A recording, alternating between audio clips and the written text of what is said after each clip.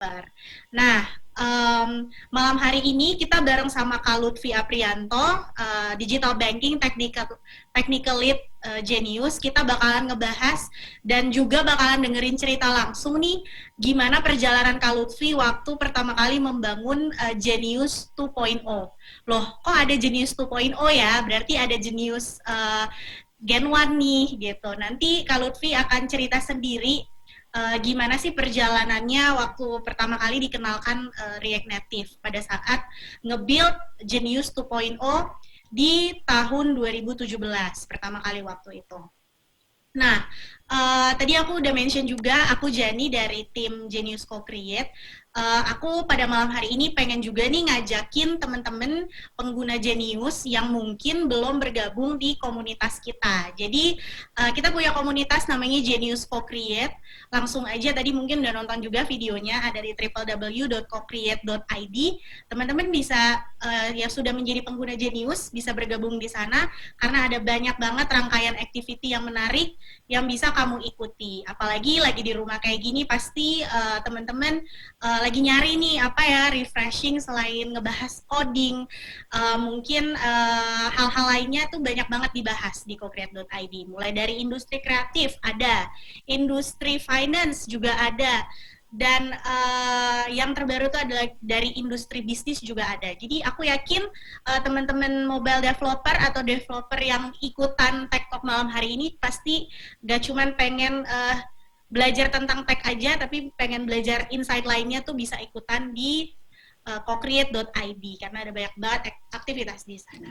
Nah, itu tadi sedikit perkenalan dari aku dan juga mengenai cocreate.id. Langsung aja kita bersiap-siap memasuki sesi selanjutnya. Tapi sebelum kita memasuki sesi utama, yaitu kita dengerin cerita langsung dari Kak Lutfinya sendiri, ini aku mau ngasih tahu beberapa aturan dan ketentuan yang teman-teman perlu ikuti. Yang pertama pastinya begitu teman-teman join, teman-teman di sini pasti langsung di-mute gitu untuk ketentraman kita bersama ya. Nah, selain itu, teman-teman nanti boleh mengajukan pertanyaan langsung nih ke Kak Lutfi, dan nanti Kak Lutfi akan jawab pertanyaan dari teman-teman semua di akhir sesi. Jadi nanti akan ada sesi Q&A. Nah, di mana nih Kak bisa ngajuin pertanyaannya? Teman-teman bisa ngajuin pertanyaannya langsung di fitur chat yang ada di Zoom-nya. Kayak tadi aku lihat ada mulai sapa-sapa nih, ada yang dari Pontianak. Nah, pakai fitur chat itu untuk sesi Q&A, untuk taruh pertanyaan teman-teman. Nanti akan dijawab di akhir sesi, kita bareng-bareng jawab bareng sama Kak Lutfi. Dan perlu diketahui, please untuk bertanya diperbolehkan untuk everyone, bukan secara privately ke aku atau ke Kak Lutfi, tapi to everyone. Ini meminimalisir pembicara menjawab pertanyaan yang sama. Jadi, are you ready guys? Siapkan pertanyaan kalian seputar React Native Developer. Nanti kalau bisa Kak Lutfi nggak bisa jawab, kita akan tetap juga kumpulin pertanyaan-pertanyaan dari teman-teman semua. Oke, selanjutnya. Nah, ini ada yang nggak kalah seru juga. Jadi, karena kita Genius selalu mendengarkan pendapat dari penggunanya, kita juga mau dengerin nih pendapat dari teman-teman yang udah ikutan virtual Tech Talk malam hari ini. Jadi teman-teman bisa screenshot atau misalkan sekarang boleh ambil handphonenya, bisa langsung ke website ini dan berikan pendapat kamu setelah mengikuti acara ini. Jadi kalau belum mengikuti jangan kasih feedback dulu ya. Jadi ikuti dulu Tech Talk-nya dan bagikan pendapat kamu di sana di form tersebut dan ceritain gimana pengalaman kamu selama ikutan virtual Tech Talk ini. Dan ada 10 merchandise eksklusif Genius Co-Creation Week 2020 yang siap dikirimkan untuk 10 orang pertama gitu. Jadi pengiriman hadiah akan dilakukan tanggal 11 November 2020. Nanti aku akan remind selanjutnya. Nah, kita udah melipir nih, udah siap Kak Lutfi ya. Semoga Kak Lutfi jangan tegang-tegang banget. Nah, Kak Lutfi ini meskipun kalau dilihat title-nya adalah technical lead, tapi dia tidak seperti developer lainnya, cia, gitu. Jadi aku perkenalkan sedikit mengenai Kak Lutfi. Kak Lutfi ini sebelumnya udah pernah juga waktu itu sama Co-Create ya Kak, kita ngobrolin tentang React Native di kota Jogja waktu itu. Jadi mungkin ada teman-teman yang waktu itu ikutan sesinya Kak Lutfi, boleh dong ketik di fitur chat. Jadi kita tahu waktu itu udah pernah juga ikutan sesinya Kak Lutfi di Jogja. Nah, aku langsung kenalin nih Kak Lutfi. Kak Lutfi ini adalah seorang lulusan fisika dari Universitas Negeri Jakarta. Saat ini sedang berjuang untuk menyelesaikan S2-nya di Institut Teknologi Bandung. Merupakan seorang Google Certified Associate Android Developer, sudah memiliki pengalaman menjadi seorang mobile developer. Jadi dulunya tuh Kak Lutfi adalah seorang Android developer dan beralih sekarang menjadi React Native developer. Nah, Kak Lutfi sudah bergabung di Genius itu sejak tahun 2017 sebagai front-end developer dan turut mengerjakan project Genius 2.0. Kini Kak Lutfi bergabung bersama Squad Drupadi sebagai technical lead. Squad Drupadi ini ngerjain apa aja sih? Squad Drupadi ini sehari-harinya menangani dan membangun fitur registrasi, identity data management atau profile pengguna, video call KYC, dan juga masih banyak lagi. Nanti lebih lanjut, Kak Lutfi akan cerita dan teman-teman bisa langsung tanya. Langsung aja kita bersiap-siap memasuki sesi Kak Lutfi Dwi Aprianto, Building Genius Apps, Lesson Learned from Using React Native. Tepuk tangan dong buat Kak Lutfi.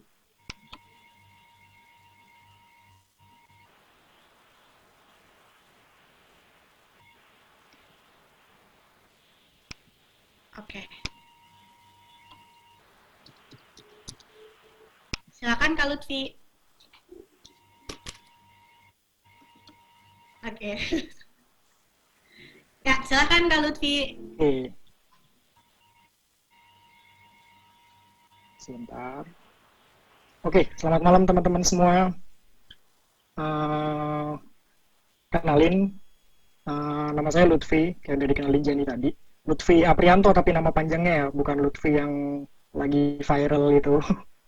Nah, saya udah join Genius tuh udah dari tahun 2017, kayak yang Jenny udah ceritain tadi juga.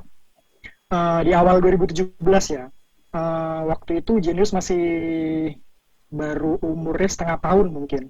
Jadi masih bayi tuh, masih lucu-lucunya lah. Lucu-lucunya sekaligus masih kacau-kacaunya. Ya sama lah kayak organisasi yang lain atau startup atau dalam hal ini Genius tuh bisnis unit ya. Kita masih mess up banget lah di dalam sistem organisasinya. Kenapa? Karena kita belum banyak pelajaran yang kita dapatkan. Kita belum tahu misalkan nge-develop aplikasi yang baik itu gimana. Kita belum tahu cara nge-deploy aplikasi yang baik dan benar itu gimana. Kita belum tahu workflow cara kerja kita within the organization-nya, kita nggak tahu gimana yang baik gitu. Jadi itu masih kacau-kacaunya. Nah, sekarang Genius udah berapa nih? 4 tahun dari 2020. Jadi banyak banget pelajaran yang udah kita dapatkan selama perjalanan kita dari launching di 2016 itu. Nah, konteks malam ini talksnya adalah tentang itu. Gue bakal nge-share ke teman-teman semua pelajaran apa aja sih yang udah kita dapat nih, poin-poinnya apa aja. For sure nggak bakal semua ya, karena nggak bakal cukup. Jadi inti-intinya aja yang seru-seru aja, gue bakal nge-share ke kalian semua. Nah, kalau kalian lihat nih di slide pertama nih, di sebelah kanan pojok itu ada hashtag Lutfi AP. Nah, itu namanya hashtag. Kalau di Genius tuh nomor rekening ya, buat ngirim duit. Nah, nanti di akhir sesi, kalau kalian ngerasa talks ini bermanfaat, bisa ngasih ilmu ke kalian, kalian bisa kirim donasi tuh ke Lutfi AP di sebelah kanan bawah, oke? Nggak bercanda. Nggak usah kirim duit. Oke, tak kenal maka kata sayang. Saya sih berharapnya semua yang ada di sini udah pakai Genius ya. Kalau belum ikut Genius, silakan tekan tombol leave, silakan keluar. Nah, kalau udah punya kenalan dulu apa sih Genius itu. Jadi sebenarnya kalau di slide ini kita baca banking reinvented. Jadi kalau dulu nih kita misalkan mau buka deposito, itu rasanya males banget, dongkol banget, kayak anjir lah gue mesti antri ke bank, gue mesti even jalan ke cabang pun itu effort kan, gue mesti jauh-jauh, gue mesti antri, gue mesti ngisi formulir yang banyak, eh, pinjem pulpen orang lain gitu kan, pulpen yang dipakai banyak orang, banyak virusnya gitu, udah males banget deh. Nah, Genius hadir di tengah-tengah itu buat apa? Buat mempermudah hidup kalian. Jadi uh, jadi kalian bisa buka deposito tanpa ngapa-ngapain, cuma tanpa jalan kemanapun gitu maksudnya, cuma dengan aplikasi doang gitu. Uh, Cuma dengan beberapa langkah, kalau nggak salah kurang dari 5 langkah ya kalian bisa buka deposito dengan bunga yang sangat bagus gitu. Nah, selain itu Genius juga punya tagline deh. Kita tagline itu put Genius at the heart of life finance. Jadi kita mau hadir di setiap life finance kalian gitu. Misalkan dari bangun tidur sampai tidur lagi. Misalkan kalian baru bangun pagi-pagi gitu, kalian scroll Instagram gitu, terus ngelihat barang-barang yang lucu, terus jiwa impulsif kalian membuncah gitu, terus kalian mau beli sesuatu, terus kalian chat si ownernya. Nah, Genius hadir di situ. Kalian kalau mau transfer ke si sellernya tadi itu, kalian nggak perlu pindah app, kalian bisa pakai yang namanya Genius Keyboard. Sampai kalian nanti siang-siang main game misalkan, kalian perlu beli diamond dari Mobile Legend, di Genius bisa. Jadi kalian nggak perlu pakai kartu kredit, bisa pakai e-cardnya Genius. Begitu. Oke, nah tadi Jenny udah mention ya tentang Genius 1 dan Genius 2. Jadi sebenarnya kalau yang kalian pakai nih, kalau kalian ngerasain nih, sebenarnya mungkin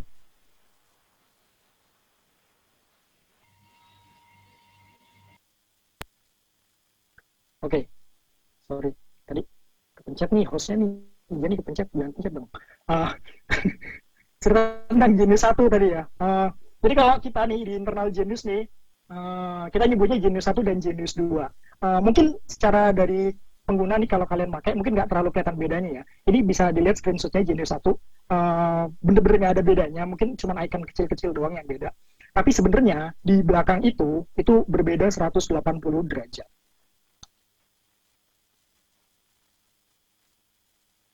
Nah, kenapa berbeda 180 derajat? Di Genius 1 itu baik backend dan front end-nya itu beda banget sama yang kita pakai sekarang. Kalau di front end-nya, iOS-nya kita pakai Objective-C, kalau di Android-nya kita pakai Java, kita build ini sekitar 2015 ya, jadi Kotlin belum terlalu populer waktu itu, jadi kita pakai Java. Terus backend-nya juga masih monolitik, kita pakai Spring, Java juga. Nah, seiring berjalannya waktu, kita sadar nih bahwa ternyata kita perlu pembaharuan nih. Secara arsitektur juga nggak bisa scalable dengan cepat dan dengan baik nih kalau monolitik. Akhirnya waktu itu backend-nya kita putuskan untuk rewrite secara total pakai jadi microservice. Nah, sekarang framework yang kebanyakan yang kita pakai di backend tuh pakai Node.js ya, pakai JavaScript. Nah, terus kan udah tuh diputuskan bahwa backend-nya mau rewrite nih pakai Node.js nih secara jadi microservice nih. Yang frontend iri dong. Masa backend doang yang rewrite, frontend enggak gitu. Akhirnya kita dikasih izin untuk nge-rewrite frontend-nya juga. Tapi nggak rewrite pakai native lagi, enggak. Tapi kita ubah jadi pakai React Native. Ini screenshot dari Genius 2. Kalau kalian lihat kayak yang tadi gue ceritain, mungkin nggak kasat mata ya bedanya. Nah, terus kalau kalian terus nanya, kenapa sih Kak jadi pakai React Native gitu?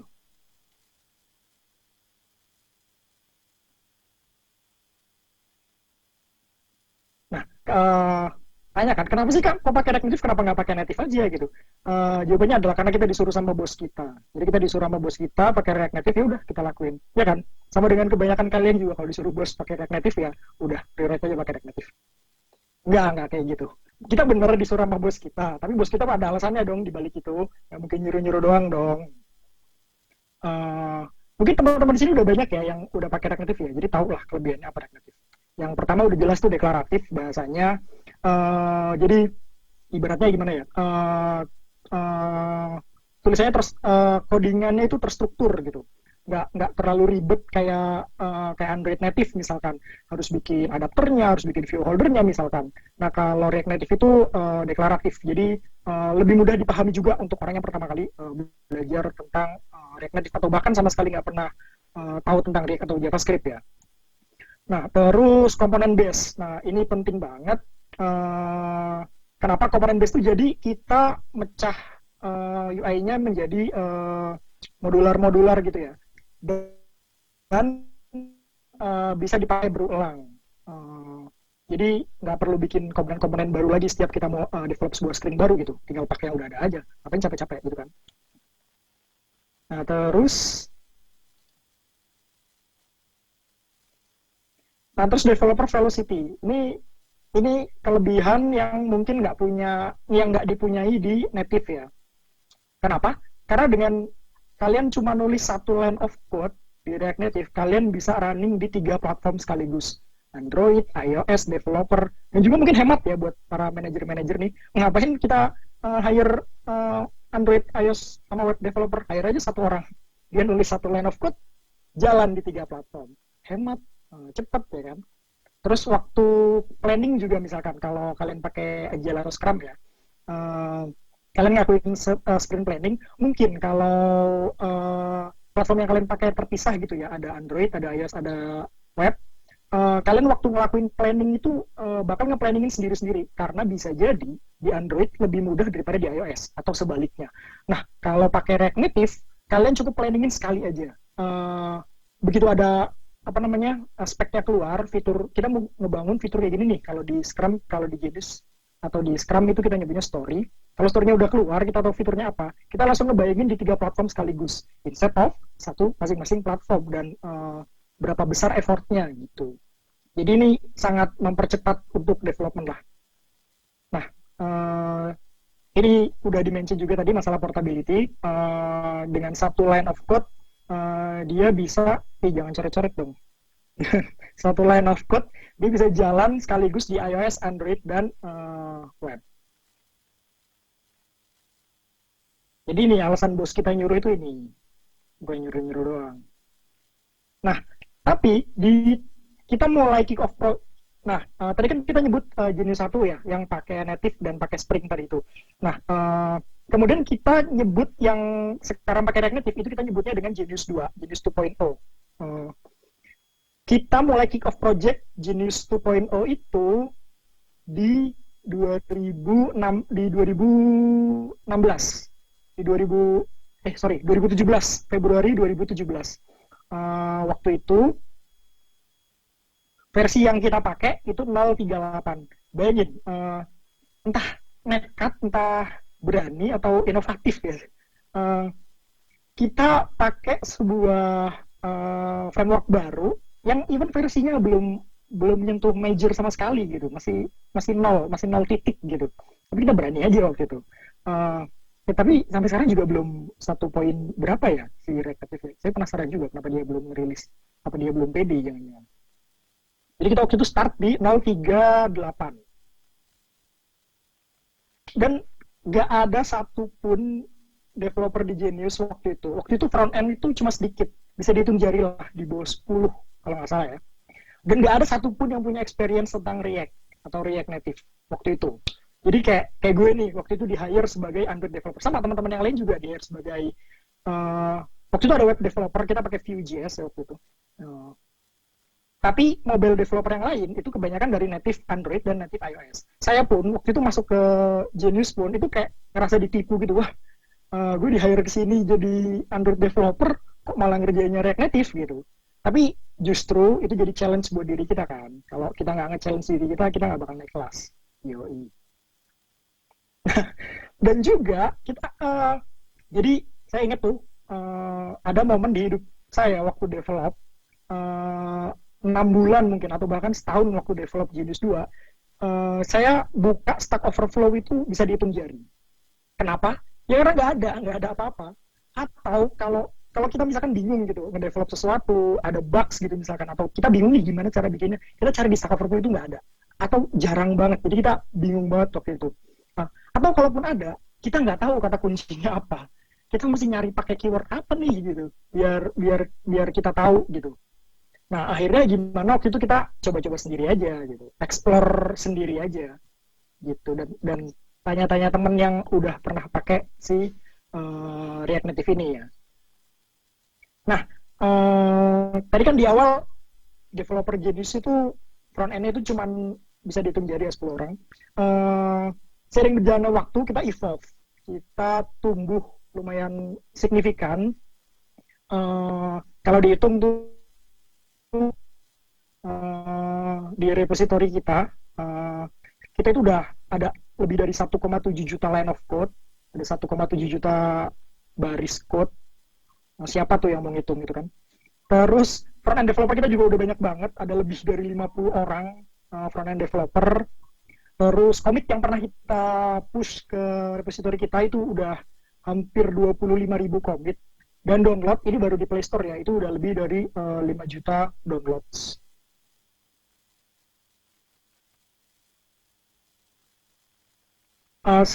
Jadi sebentar cerita dulu ya. Jadi dulu kan gue sebagai native Android ya waktu itu. Teman-teman front end developer di Genius juga waktu itu gitu. Apakah kita ada reluctant waktu itu ketika kita dikasih tahu bahwa kita mau bikin rewrite aplikasi Genius dengan React Native? Oh pasti. Dalam hati gue, loh ngapain sih gitu kan? Kayak apa ya? Native developer tuh kayak pakai agama gitu ya. Agama yang dipegang teguh gitu. Gue kalau native gue nggak mau hybrid sama sekali nih. Haram pokoknya. Nah, terus gue baca-baca juga, jangankan gue gitu, jangankan kita yang ada di Genius gitu yang mau coba adopsi React Native. Bahkan si salah satu project lead-nya React Native di Facebook ya, itu pernah cerita. Bahkan developernya mereka sendiri yang ada dalam project React Native itu banyak yang reluctant juga. Bahkan ada yang keluar dari project itu karena mereka nggak percaya dengan si React Native itu. Gitu. Nah ini DevOps ekosistem yang ada di Genius secara garis besar kayak gini. Jadi biasanya kita ini sneak peek aja ya for your information. Jadi biasanya kita karena kita pakai Scrum, jadi di squad itu ada yang namanya product owner, dia nge-define produk, dia nge-define fitur-fitur, dia tulis di Jira. Jira itu sama kayak apa namanya? Trello ya, sama kayak Trello, tiket-tiket kayak gitu. Nah, nanti developer nge-pick up story itu, kemudian kita nge-commit perubahannya, kita bikin branch, bla bla bla, commit backup. Terus untuk yang backend, kita microservice tadi itu, kita build image ke Docker, terus image orchestration-nya kita pakai OpenShift. Terus kalau front end kita build masing-masing platform dari Android, iOS, dan web. Kita build juga pakai Jenkins CI/CD-nya, terus kita distribute ke QA dan ke QE. QA itu quality assurance, QE itu yang pakai automation, quality engineer. Kalau QE kita pakai Appium, Selenium, dan test case mereka taruh di TestRail. Terus buat streaming data kita pakai Kafka.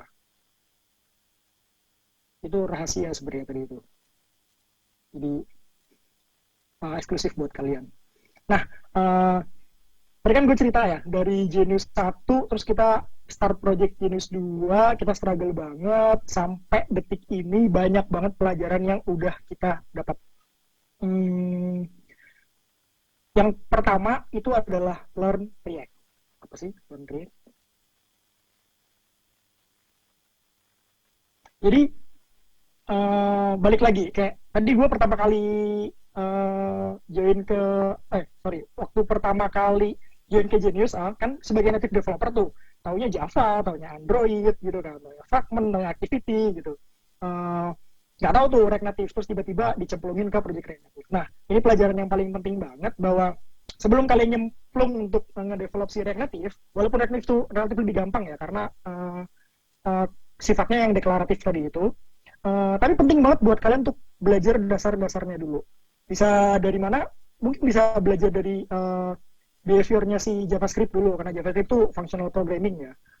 Kalau kalian biasa object oriented, kemudian kalian pindah ke functioning, terus belajar asynchronous di JavaScript itu gimana, terus akhirnya masuk ke React Native-nya, belajar tentang hal-hal penting kayak life cycle, kalian mesti tahu kapan pakai komponen did mount, kapan pakai komponen did update, terus ngehubungin itu dengan native-nya gimana, misalkan komponen did mount itu di Android itu pakai on start activity atau yang lain dan bla bla bla. Terus kalian mesti tahu juga fundamental dasar antara props itu apa, state itu apa, bedanya prop dan state, atau hal-hal simple kayak apa bedanya sama dengan 3 dan 2 sama dengan gitu, dan lain-lain. Karena beberapa orang gitu ya, kalau belajar secara singkat native gitu, belajar secara singkat React gitu. Kemudian kalau dia ditanya balik gitu, hal dasar gitu, misalkan kalau di JavaScript gimana sih kalau handle error misalkan, atau yang tadi apa sih bedanya prop sama state, kapan kita pakai prop, kapan kita pakai state, banyak dari mereka yang nggak bisa jawab. Jadi mereka bisa build aplikasi pakai React Native, mereka ngikutin docs-nya di reactnative.dev-nya si Facebook itu, tapi mereka nggak tahu dasar-dasarnya, karena dasar-dasar itu penting. Kayak apa ya, kayak bangunan gitu, kalian kan bikin pondasinya dulu dong, nggak langsung temboknya. Kalau temboknya langsung ya roboh gitu. At some point kalian bakal roboh gitu. Nah, pelajaran selanjutnya adalah cross platform. Ini sesuatu yang harus nempel terus di kepala kalian kalau teman-teman semua develop aplikasi pakai React Native. Jadi keep in mind bahwa React Native itu cross platform. Emang gampang banget kan? Emang gampang banget, cuman pakai satu line of code bisa jalan di 3 platform sekaligus. Tapi kalau kalian nggak keep in mind bahwa React Native itu cross platform, kalian nanti nggak sadar. Bisa dari diri kalian, bisa dari tim yang lain, misalkan dari tim UI UX gitu.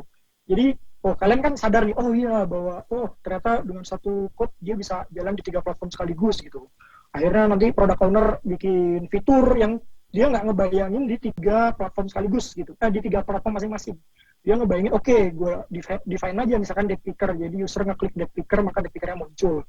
Turun ke UI UX nanti ngedesain kan, gue gambarin deck picker gitu. Kalau UI UX-nya orang iOS, maka dia biasanya akan terbiasa ngelihat deck picker si iOS, dan dia akan nge-define deck pickernya si iOS. Kalau di si iOX itu pakai Android, biasanya dia ngegambarnya pakai Android. Nah, padahal kan itu dua bentuk yang berbeda, behaviornya beda, UI-nya beda ketika di Android dan di iOS. Ini contohnya jadi picker. Ini kalau kalian lihat teman-teman lihat di slide nih, yang sebelah kanan tuh buat deck picker si iOS, yang di sebelah kiri tuh deck picker si Android. Itu kan hal yang berbeda gitu.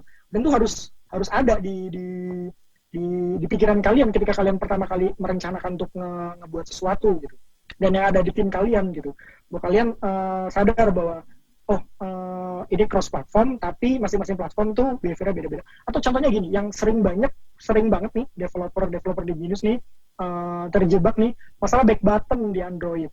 Kalian kalau develop nih, kalian pasti ngeraninya di simulator iOS, dan kalian nggak mikirin back button si Android, bahwa Android itu ternyata ada physical back button gitu, dan itu bakal jadi bugs karena kalian nggak ngehandle itu. Nah, itu yang perlu hati-hati dan perlu dipikirin. Yang kedua, compatibility itu tadi.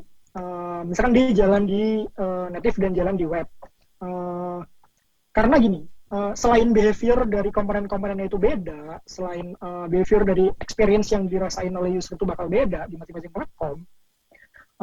Kalau kalian pakai third party library, bisa jadi ada library yang nggak jalan di web misalkan. Dan itu banyak library yang cuma jalan di native, karena mereka biasanya nge-bridging dari code native-nya untuk dipakai di framework si React Native ini.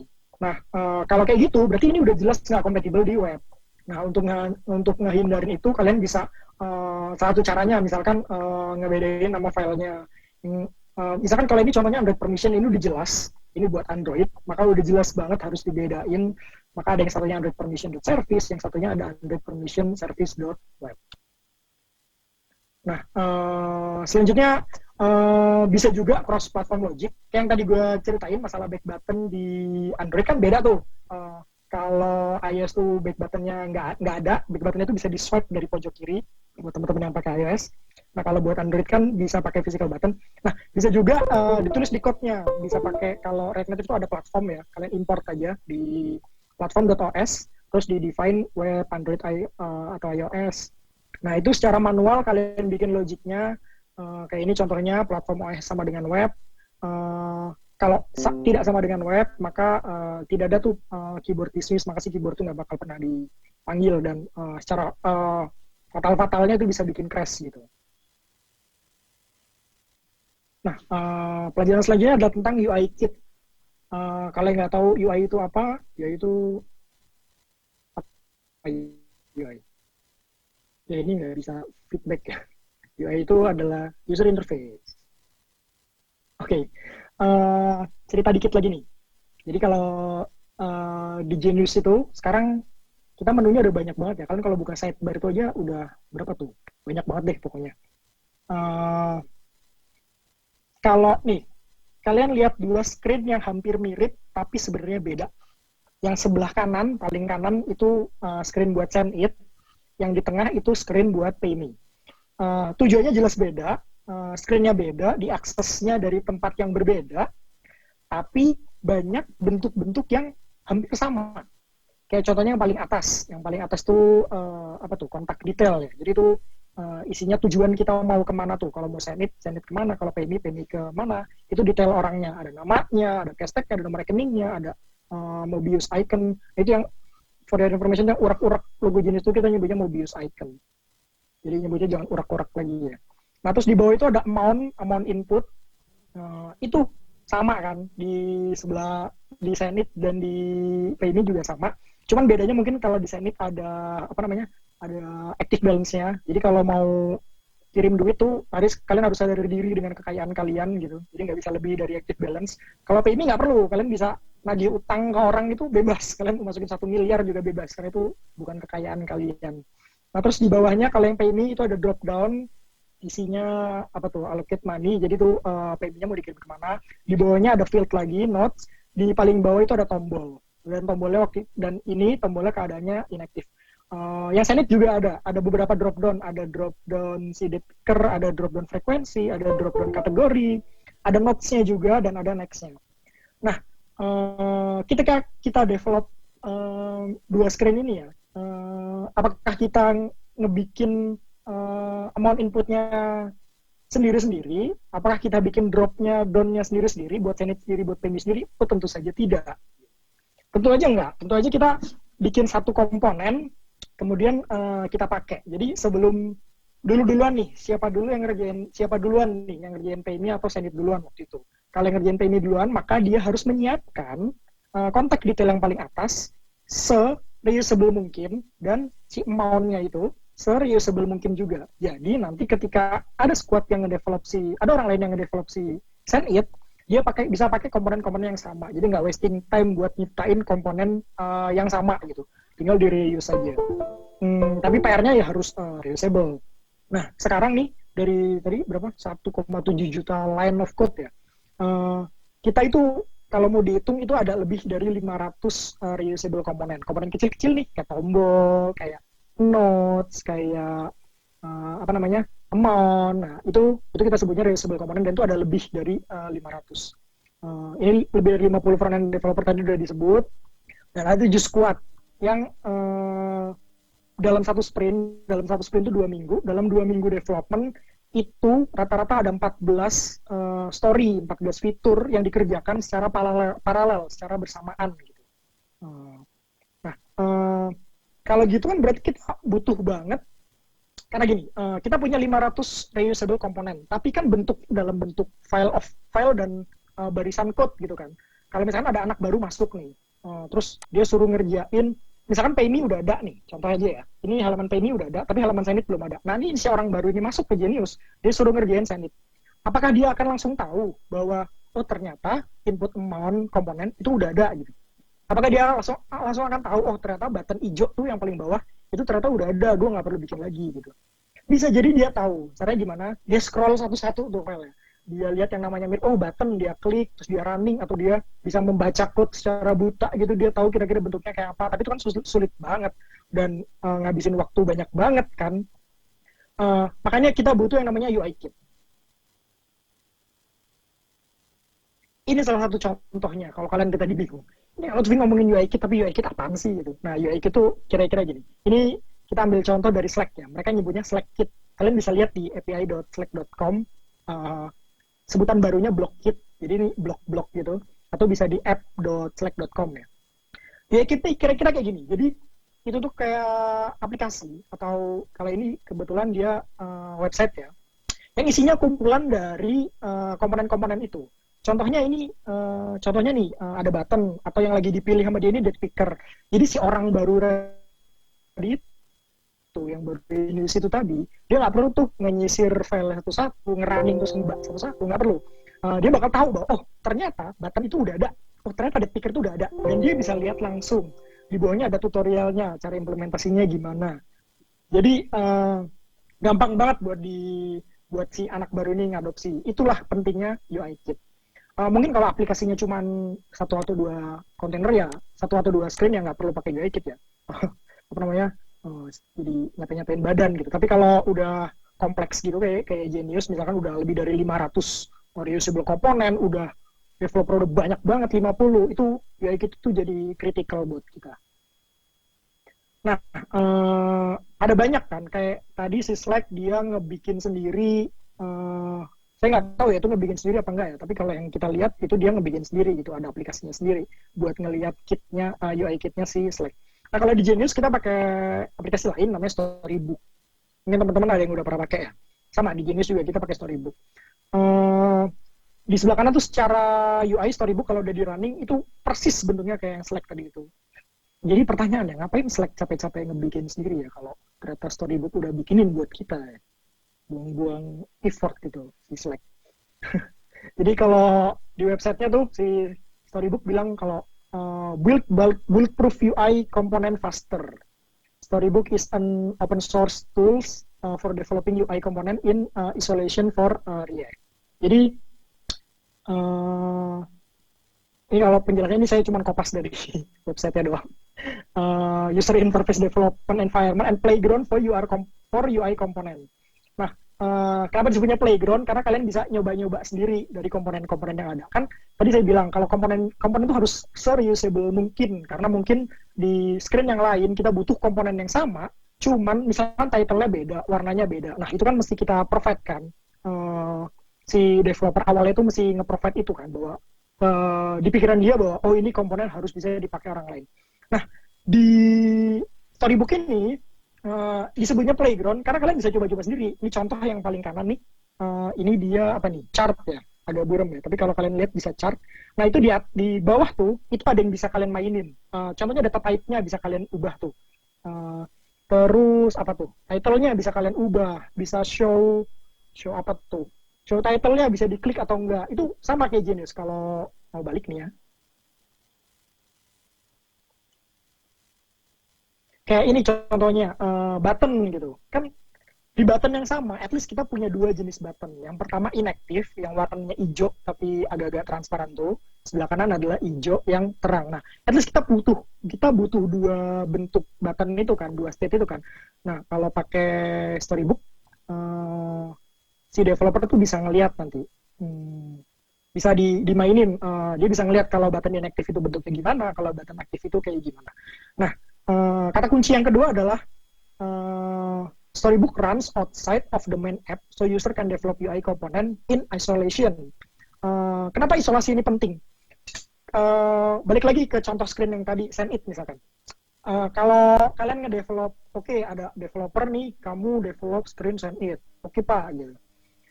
Begitu dia develop, gimana cara dia bisa ngakses screen si send it itu? Panjang kan step-nya. At least dia butuh login lagi, dia butuh lihat dashboard, dia butuh klik halaman send it dari navigate menu, habis itu dia perlu input nomor rekening atau pilih kontak, habis itu baru dia sampai di halaman send it yang mau dia develop itu. Which is jauh banget kan. Belum lagi kalau misalkan ngegeser gitu, oh ini gambar tulisannya terlalu sebelah kanan nih, ayo kita geser ke sebelah kiri nih. Begitu udah selesai ngoding, di reload kan, ngulang lagi dari awal, mesti login lagi, ke dashboard lagi, wah banyak deh capek. Nah, lebih repot lagi kalau ternyata development itu paralel. Development itu paralel. Paralel itu misalkan uh, kalian kan tadi kan untuk masuk ke screen send it, kalian perlu ngedevelop kontaknya dulu atau buat nginput si nomor rekeningnya. Nah, si halaman nomor rekening ini belum ada. Gimana cara kalian bisa masuk ke halaman send it gitu? Nah, untuk itu kalian bisa develop di environment-nya si Storybook. Jadi kalian develop si komponennya. Misalkan kalian di halaman send it, kalian diperintahin untuk ngedevelop si drop down. Kalian nggak perlu tuh taruh si drop down tuh di halaman send it terus kalian running, kalian lihat, nggak perlu. Kalian bisa develop si drop down-nya itu di environment-nya si Storybook. Kalian bisa langsung lihat di Storybook-nya kalau udah dijalanin. Jadi kalian nggak punya dependensi tuh sama screen yang lain. Kalau si apa tadi komponennya udah jadi, drop-nya udah jadi, baru itu di-put di kontainernya si di screen-nya si send it. Baru dites secara integrasi. Gitu. Nah, cara pakainya gimana sih Storybook? Ya masuk ke Storybook aja tadi websitenya, SB init, terus npm run Storybook. Nah, kalau habis init itu nanti di dalam foldernya itu ada folder Storybook, itu akan terbikin secara otomatis. Dalamnya ada stories. Stories itu isinya adalah komponen-komponen kalau dalam hal ini ya. Itu kalau kalian lihat ada button, ada center view, ada welcome, ada index, ada add-ons. Add-on itu misalkan kalian mau nambahin sesuatu, misalkan animasi atau click behavior atau yang lain-lain itu bisa ditambahin di add-ons itu.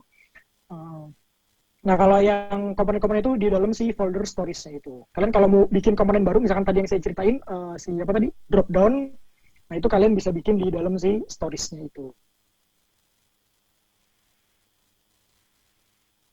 Nah, ini contohnya. Ini contoh di dalam si stories-nya ya. Stories ada button, terus ini kan lihat nih. Jadi ini adalah stories of button. Berarti ini adalah komponen button. Button itu ada dua jenis. Ada yang pertama pakai tulisan with text tuh hello button. Yang kedua pakai emoji. Buttonnya jadi ada dua jenis. Kalau di Genius tadi, at least berarti ada dua jenis kan. Ada button yang inaktif, yang hijaunya agak buram tadi itu, sama button yang hijaunya terang, buttonnya aktif. Nah, kalau dalam hal ini contohnya pakai teks dan emoji. Nanti kalau di running,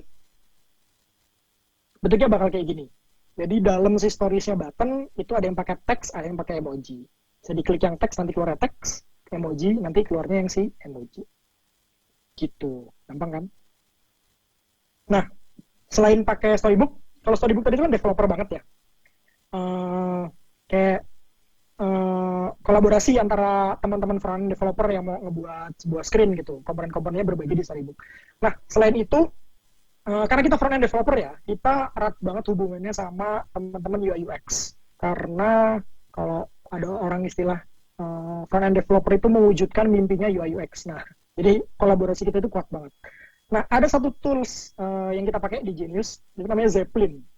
Ini nih collaboration tools antara si UI UX dan si front developer. Kalau dulu di perusahaan sebelum Genius tuh, karena masih startup ya, waktu itu gue kerja di startup, kita juga pakai apa namanya collaboration tools antara UI UX dan developer, which is gue waktu itu. Toolsnya namanya Google Drive. Jadi kita nge-share komponennya, nge-share screen-nya itu di Google Drive. Nah, itu which is nggak praktikal banget kan. Dan di Genius ini cukup advance ya, kita pakai si Zeppelin. Jadi kalau di Zeppelin tuh kalian bisa lihat nih screen-screennya Genius bisa ada taruh di situ. Jadi nanti ya guys, misalkan udah jadi nih si dashboard, nanti si developer bisa lihat bentuk dashboardnya, bisa diklik, bisa dilihat secara detail di situ. Jadi semua UI Genius bakal di-dump di situ. Nah, ini kalau diklik secara detail nih, misalkan dashboard ya, kayak informasi banget gitu dalam satu screen. Kalau buat Android developer nih, di sebelah kanan bawah ada XML, udah kalian tinggal kopas aja XML-nya. Untuk sebuah teks, kalian diklik itu, si text view, si active balance, itu XML-nya udah ada. Tinggal dipakai aja. Gampang banget kan. Ini sama aja kayak UI UX ngerjain buat kita gitu. Thank you, Zeppelin. Nah, selain itu, kalau diklik tuh active balance, kita ada jarak tuh. Ke atas sekitar 10 dp, ke kanan sekitar 20 dp. Itu memudahkan kita banget kan. Jadi kita nggak menerka-nerka deh ukurannya berapa. Exactly ada di Zeppelin ini. Capek juga ya ngomong. saya lagi kuliah kan sekarang, terus dosen saya tuh sering ngeluh gitu. Bapak ini capek kuliah, soalnya kayak ngomong sendiri gitu. Dan sekarang gue kena karma, gue ngomong sendiri, gak ada feedback sama sekali dari teman-teman. Nah, next tentang simulator. Kalau kita lihat GIF-nya ini, mereka berantem antara, oke terima kasih Mas Yahya udah menemani kami. Jangan tidur ya. Antara Android dan iOS, sama kayak simulator juga. Kita running simulator tuh antara Android dan iOS. Tapi biasanya nih, kalau saya boleh taruhan nih, teman-teman yang develop React Native, 90% pasti running, ya, 99% pasti kan running cuman di iOS simulator. Kecuali dibutuhkan di Android. Iya nggak? Iya Kak. Nah, itu bahaya. Kenapa bahaya? Karena sekali lagi, balik lagi bahwa React Native itu cross platform. Emang kalian bisa nulis code terus jalan di Android dan iOS, tapi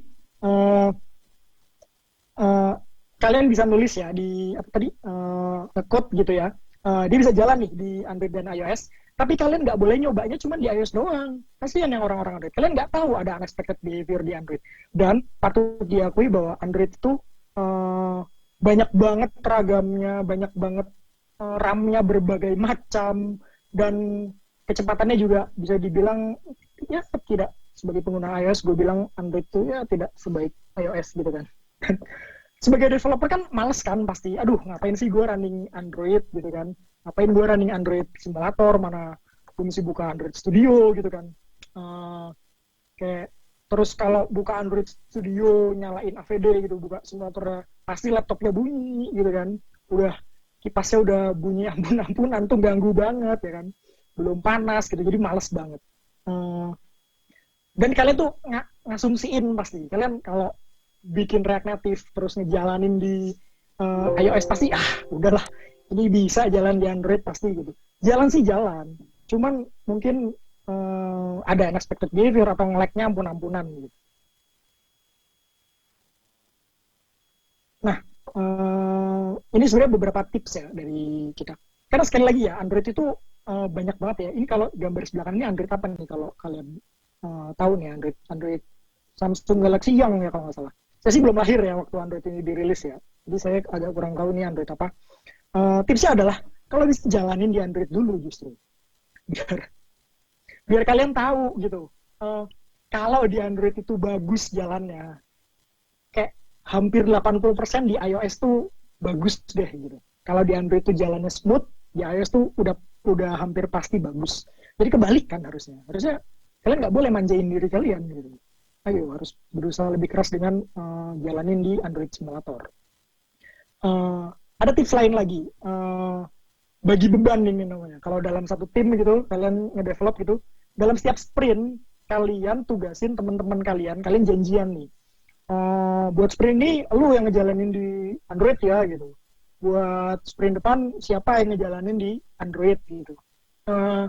Ini buat apa? Buat ngejaga-jaga nanti tahu hasil bahwa di Android jeleknya itu nggak di akhir gitu. Jadi di tengah-tengah sprint kalian udah tahu bahwa teman kalian yang sial nih, yang tadi suruh ngerunningnya pakai Android simulator, dia udah tahu nih, wah ini ternyata jelek banget coy di simulator Android gitu.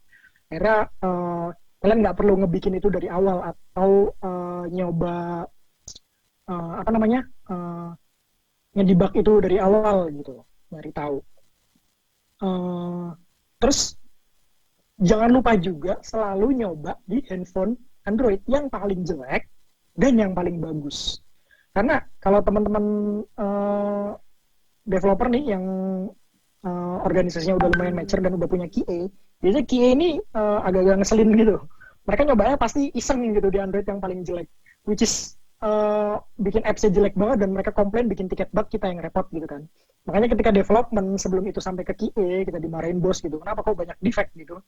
Tes aja dulu di Android, nggak ada susahnya.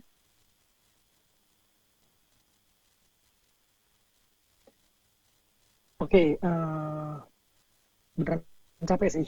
Teman-teman ramai banget ya ini di chat ya, gila seru banget. Andai ini offline session, ini pasti bakal seru banget.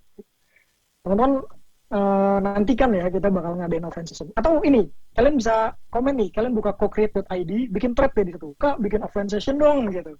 Kak, ngebahas apa? Atau tadi dari banyak materi yang saya bawain sampai ke state management ini, kalau ada materi yang seru nih, yang kalian pengen bahas lebih dalam nih, kalian pengen lebih tahu nih, kita bisa diskusi bareng-bareng. Kalian tulis tuh di co-create.id, Kak, ayo Kak, bikin event ini dong gitu. Seru lagi kalau offline sih sebenarnya. Kita selain bisa ngobrol langsung kan, terus dapat makan malam lagi. Kalau ada acara di Genius pasti kita kasih makan malam. Jadi harus datang ya nanti kalau ada. Oke, state management. State management ini apa ya, sensitif kalau di apa namanya di React Native ya. Apalagi React Development, React Paradigma gitu ya. Karena it's all about state gitu. Dan bisa jadi terbak gitu state. Ini misalkan kalau saya contoh ini pakai Redux, ada state management yang paling populer gitu dan yang paling bagus. Iya, paling bagus itu namanya Redux, yang bikin namanya Dan Abramov. Kayak tadi saya bilang pedang bermata dua, bisa ngegampangin kita banget gitu. Kita nggak perlu repot-repot ngehandle state dari masing-masing atau nurunin props yang panjang banget. Kalau kita punya anak komponen, anaknya komponen, cucunya komponen, kita turunin props dari atas, terus kita bingung nih nge-handle state-nya itu di props yang mana, di mana namanya, di komponen yang sebelah mana gitu, bisa bikin repot. Nah, kalau pakai Redux, kalian bisa tinggal subscribe aja dan semua bakal ke-update secara otomatis, which is itu adalah dasar dari React Paradigma kan. Ya ini penjelasannya saya juga ambil dari websitenya ya, bisa dibaca aja sendiri. Oh ya, dia bisa juga time traveling debugger. Kalau pakai Redux apa namanya, React debugger tuh ya, itu bisa time traveling debugger. Jadi kalian bisa pause tuh nanti di debuggernya. Kalian bisa mundur tuh, kalian lihat nih, ini mutasi state-nya ini ada di bagian mana nih. Kalian bisa tahu nih, misalkan kalian navigasi ya dari halaman A ke halaman B, terus kalian ekspektasinya di halaman B ini warnanya hijau, karena di halaman A kalian ngapain gitu. Nah, tapi setelah ke halaman B, warnanya nggak hijau ternyata. Nah, kalian bingung nih, salahnya di mana? Salah ketika kalian set state di halaman A, salah ketika kalian navigate, salah ketika kalian set ke redaktornya, salah ketika kalian udah pindah ke halaman B, salah macam-macam lah. Nah, kalau pakai Redux ini kalian bisa time traveling nih, kalian mundur, kalian cari tahu di step mana data itu termutasi secara salah. Itu kelebihannya. Nah, ini kayak yang tadi saya jelasin, kalau tanpa Redux ini misalkan ini yang ungu nih, yang ungu ini komponen yang ngupdate ya. Kalau misalkan kalian mau ngupdate yang di paling atas apa namanya, piramida ini, kalian repot tuh, kalian mesti nurunin propnya tuh satu-satu. Misalkan ada komponen yang lain yang mau diupdate tuh, ya udah kalian mesti turunin itu pas itu sebagai props gitu ke sebagai parameter gitu ke komponen-komponen yang lain dan nggak bisa skip gitu. Nah, tapi kalau pakai Redux, si ungu itu cuma ngupdate ke Redux Store doang. Semua komponen yang subscribe itu bisa ke-update secara otomatis. Balik lagi, ini pedang bermata dua. Gampang buat kalian, buat ngupdate-nya gampang dong, tinggal sekali jalan doang, tinggal subscribe-in di store-nya semua, terus bisa ngupdate sendiri. Tapi nanti jadi banyak, kalau kalian makanya salah-salah tuh, nanti bakal jadi banyak unexpected behavior. Kalian nggak tahu, ini yang update siapa, ini ngupdate-nya kenapa bisa jadi begini, gitu. Ada komponen-komponen yang kalian nggak mau update tuh, malah jadinya ke-update, gitu kan. Nah, jadi mesti hati-hati pakai Redux. Nah, kita juga pakai Redux Form namanya. Contoh nih, halaman sign itu lagi, balik lagi. Ini halaman yang lumayan kompleks soalnya. Kalau kalian lihat, mungkin ini simple ya, cuman beberapa beberapa field gitu. Field paling atas, field input teman, field date picker, frekuensi, kategori, notes. Tapi di dalamnya tuh banyak apa ya? Banyak kalkulasinya gitu. Contohnya input mount. Kenapa kita bisa bilang lumayan ribet input mount? Karena kita itu support dua bahasa Inggris dan bahasa Indonesia. Kalau bahasa Indonesia kan tulisannya bukan IDR kan, tapi RP kan. Kalau bahasa Inggris tulisannya bukan RP, tapi IDR gitu. Dan nggak cuma itunya doang, kalau cuma ganti itunya doang mah gampang. Kita juga mesti ganti si marknya itu. Kalau Indonesia kita pakai titik, kalau bahasa Inggris kita pakai koma, jadi kita mesti mengubah itu juga. Dan satu lagi yang paling penting, ingat ini duit, jadi kalian nggak bisa pakai apa tuh namanya titik-titik elipsis ya. Kalian nggak bisa pakai titik-titik. Ya kali kalau kalian mau transfer 1.020.000 gitu, kalian masukin 1 miliar, terus nggak cukup kan tuh input amount-nya 1 miliar 20.000. Nah 20.000-nya tuh nggak kelihatan nanti jadi titik-titik. Kan nggak bisa kayak gitu kan. Duit itu harus kalian perhatikan bahkan sampai digit terakhirnya gitu. Makanya kita nggak bisa pakai elipsis itu, kita nggak bisa pakai secara otomatis itu. Caranya gimana? Kita pikirin waktu caranya gimana. Akhirnya kita ukurlah jarak si lebarnya input amount itu dengan tingginya. Jadi kalau jaraknya udah mentok, maka tingginya kita turunin untuk ngasih satu space buat digit terakhirnya. Jadi kalau dia nambah lagi, kita hitung space terakhir itu. Kita ketika nambah digit lagi, yang terakhir kan nggak dapat tempat tuh. Nah, si height-nya itu kita turunin lagi, jadi font size-nya bakal lebih ngecilin lagi. Jadi ada satu tempat lagi buat digit yang baru, terus kayak gitu. Jadi nggak ada angka yang hilang dan berubah jadi titik-titik. Nggak mau nanti nasabah transfer 1.020.000 datang ke Genius marah-marah karena kehilangan duit 20.000 karena berubah jadi titik-titik gitu kan, kita nggak mau.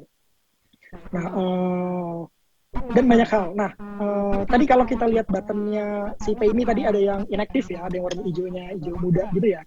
Nah, buat ngeliat itu gimana sih? Nah, kita validasi bahwa semua formnya itu udah keisi dengan benar, baru si buttonnya kita warnain hijau dan aktif. Nah, itu semua kita handle pakai si Redux Form. Keynote sini juga kita ngitung lengthnya, itu kan ada angka countdown-nya ya, dari maksimal 50 gitu, dan itu ada countdown-nya gitu, tiap karakter bertambah si countdown-nya itu bakal berkurang. Itu juga kita pakai Redux Form dan lain-lain. Oke. Nah, tapi Redux Form itu kalau kita nge-wrap satu screen itu pakai sebuah form, akibatnya kalau ada perubahan di satu form itu nge-update si keseluruhan. Jadi ini contohnya, dia ngisi username, itu yang garis itu artinya satu komponen tuh, satu screen itu bakal nge-render ulang. Nah, misalkan ini simple deh, ketika kita masukin username, kita nggak ada validasi apa-apa lagi di password kan, jadi password itu kalau nge-render ulang nggak apa-apa, karena nggak ada mutasi data sama sekali, nggak ada perubahan gitu kan. Tapi kalau balik lagi kayak screen yang kompleks kayak si Sandy tadi itu, kan kita perlu kayak misalkan kapan kita transfer itu menentukan frekuensi kita transfer. Jadi field date picker itu bakal menentukan field selanjutnya akan isinya apa gitu kan. Nah itu kan nggak simple gitu, dan nggak cuma dua itu yang berhubungan, yang lainnya juga berhubungan. Kita mesti ngevalidasi input amount-nya, kita ngevalidasi notes-nya, kita ngevalidasi si button yang mesti aktif apa enggak, dan itu butuh kalkulasi yang lumayan ribet. Dan kalau ngerender of course-nya gede banget karena perlu ngupdate masing-masing itu. Kalau ngerender, ya kan ngerender screen gitu ya, kita cuma ngubah kita ngemutet value si drop down-nya. Makanya yang lainnya bakal ngerender dan bakal ada si komponen-komponen kecil-kecil tuh bakal ngerender dan melakukan perubahan data, mutasi data yang bahkan nggak kita sadari gitu. Dan tuh bikin aplikasi jadi lemot udah pasti, karena renderingnya jadi banyak. Jadi janky, frame-nya bakal jadi janky, bakal telat perubahan frame-nya itu. Nah, pelajaran apa sih yang kita dapat? Karena kita belajar bahwa secara sederhana nggak usah pakai Redux Form gitu ya. Nggak bercanda, nggak apa-apa pakai Redux atau pakai yang lain ya. Selain Redux Form tuh ada Formic ya, atau pakai Hooks yang paling baru tuh. Tapi hati-hati kalau pakai Hooks ya. Kalau dari dokumentasinya kan dia tidak kalau di Genius nih udah sekompleks ini, udah ada 500 lebih komponen. Kalau tiba-tiba kita rewrite pakai hooks, tidak disarankan sama Facebook ya. Dia bilang sebaiknya jangan rewrite aplikasi pakai hooks karena mereka pun belum pede gitu. Jadi kita juga nggak pede. Kita migrasi ke hooks itu pelan-pelan, satu persatu komponen. Ini yang Facebooknya nyaranin sendiri ya, bukan gue yang soto ini. Oke, selanjutnya HOC, High Order Component. Ini seru juga nih. Apa sih HOC gitu? HOC itu jadi itu function yang wrap function dan returnnya adalah function yang baru yang udah diatur sedemikian rupa sama function itu gitu. Di Genius kita pakai banyak banget HOC. Kalau kalian bisa bayangin, kayaknya next ada example-nya deh. Nah, gambar yang sebelah kanan deh. Kalian lihat kalau kalian masuk ke screen tertentu, terus tiba-tiba koneksinya putus atau tiba-tiba Genius error tuh kalau malam sekitar jam 9 tuh kan Genius error. Karena kita penarikan data harian ya di core banking. Karena kita aplikasinya banking nih, bukan aplikasi yang abal-abal nih. Jadi kita tiap malam dulu ada penarikan data harian gitu. Kayak bank-bank lain lah ada penarikan data harian juga. Nah, kita akan loading tuh. Kita bakal loading di sebelah kanan. Dan loading ini ada di setiap screen kalau kalian pernah nemuin gitu. Kalian masuk ke setting itu bakal loading juga. Kalian masuk ke dashboard kalian bakal loading juga. Apa iya kita bikin komponen itu kita tak di masing-masing screen? Kan enggak kan? Bakal jadi berat banget, bakal jadi nggak cuma 1,7 juta line, mungkin jadi 5 juta line cuma gara-gara kita naruh si reload screen ini di semua screen gitu kan, nggak kayak gitu. Nah, kita ngemanfaatin namanya high order komponen. Jadi si reload screen ini, karena gini, ini nggak cuma reload screen ya. Kalau kalian lihat itu ada reload, tombol reload, dan kalau diklik itu bakal nge-reload sehalaman itu. Sedangkan kan yang di reload tuh beda-beda gitu, endpoint-nya beda-beda, query-nya beda-beda, kira-kira kita pakai GraphQL, nanti kita bicara lebih lanjut di depan. Jadi emang harus spesifik gitu, dan banyak yang perlu kita pikirin gitu, makanya kita pakai si high order component. Ini beberapa contoh high order component yang dipakai di Genius. Ada error handler, ini error handler ya, ini typo nih, error handler ya harusnya. Error handler, terus mutation loading, itu buat loading yang bulat-bulat itu juga kita nggak nulis satu-satu di tiap screen, nggak, kita pakai HOC. Tutorial, kalau kalian pertama kali masuk Genius terus kalian buka menu tertentu gitu ya, kalian lihat ada yang swipe gitu, tutorial ngejelasin ini fitur apa gitu. Nah itu ada HOC-nya juga. Terus atau kalau kalian bikin Dream Saver pertama kali tuh, atau Maxi Saver tuh bakal ada screen-nya bakal ditutup warna biru, terus ada titik-titik tertentu yang di highlight sama mereka, dan ngasih tahu bahwa ini tombol apa sih, ini buat input apa sih. Jadi kita nyebutnya coach mark, itu juga kita handle pakai HOC. Dan semua di Plink juga, di Plink ini buat masuk ke halaman tertentu secara langsung ya. Terus with permission ini buat karena di Android kan banyak permissionnya ya. Dan location kayak di dashboard itu kita minta permission location, contact. Nah ini buat kalian nih, kalau kalian nyebut wah Genius nih ternyata minta permission location nih buat ngelihat lokasi kita nih gitu. Wah Genius nih minta kontak nih buat ngelihat data-data kontaknya nih. Enggak. Kita butuh kontak karena kita punya menu kontak. Karena kita bisa kirim duit atau minta nagih utang orang pakai PayMe itu pakai nomor telepon mereka atau pakai email mereka. Dan untuk memudahkan kalian, makanya kita minta akses ke kontak. Cuma buat itu doang kok. Kita nggak kepo segitunya sampai cari tahu data kontak kalian. Location juga, ngapain kita perlu tahu kalian gitu. Emang kita siapa, gebetan gitu. Enggak, kita Genius location kita minta di dashboard itu karena kita ada fitur yang namanya find us. Kita nunjukin lokasi-lokasi cabang Genius. Kalau kalian misalkan mau aktivasi misalkan, atau kalian mau tarik tunai ke ATM, kita kasih tahu tuh ATM-nya di sini. Gitu, lokasi beli sama ATM gitu. Bukan karena kita kepo. Tolong kasih tahu teman-temannya ya, yang dia rame di sosmed. Nah, yang paling powerful itu ada yang namanya with Genius kalau kita nyebutnya. Ini mbahnya HOC kita nyebutnya. HOC-nya HOC ini hampir di semua screen Genius kita pakai with Genius ini. Makanya kita sebagai HOC Ultimate kita kasih namanya with Genius. Coba perhatiin di sebelah kiri itu cara kita define si with Genius-nya.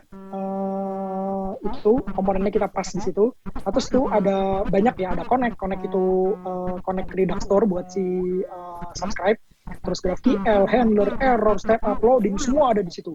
Semua yang bakal terjadi di sebuah screen tuh kayak gitu. Itu cara pemakaiannya gimana? Kita ada di sebelah kanan.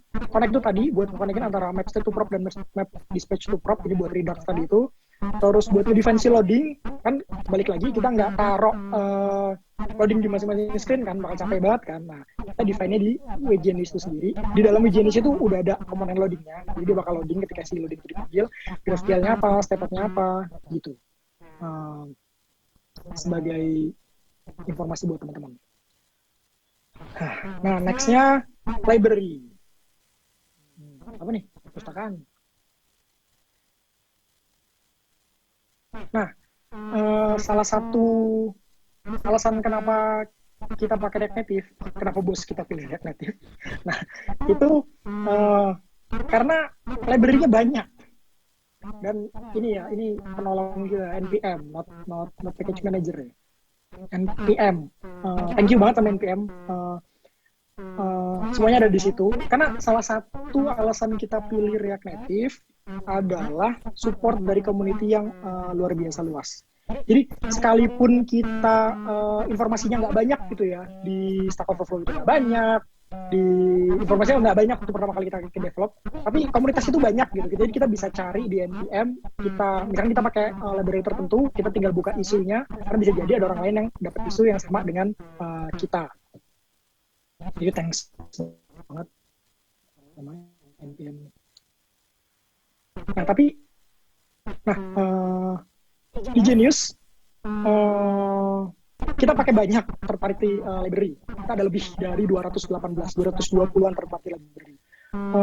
Kenapa sih perusahaan segede Genius kok masih pakai third party library? Kenapa nggak bikin sendiri gitu kan? Ya ngapain bikin sendiri gitu? Kayak ada istilahnya invented the wheel gitu. Jangan nyiptain ban lagi lah. Udah ada orang yang nyiptain ban, kita tinggal pakai aja. Sama kayak gini. Nggak usah bikin sendiri gitu. Kayak kita bikin drop down, kayak tadi ceritanya kita bikin drop down. Nggak usah lah bikin drop down sendiri, ngapain? Udah ada orang yang bikin drop down, ya tinggal kita pakai aja gitu. Tapi nggak bisa sembarangan pakai ya. Ada beberapa tips yang nanti bakal gue share. Nah ini for information, library apa aja yang kita pakai di Genius. Yang pertama Material UI buat si dropdown. Mungkin teman-teman udah banyak yang pakai juga ya sama si Material UI ini. Material ini banyak banget loh komponen-komponennya. Jadi kalau bisa kalian nggak usah develop komponen sama sekali gitu, tinggal pakai aja yang ada di Material UI ini. Banyak banget, hampir semua komponen ada button, ada form, ada dan lain-lain. Yang kedua, kalau kalian pernah pakai ini apa namanya Manimoji, kalau kalian sign in terus kalian kirim Manimoji, itu kita juga pakai library namanya Lottie. Lottie ini yang bikin si Airbnb.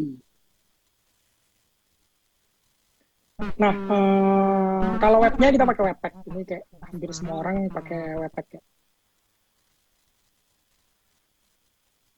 Nah,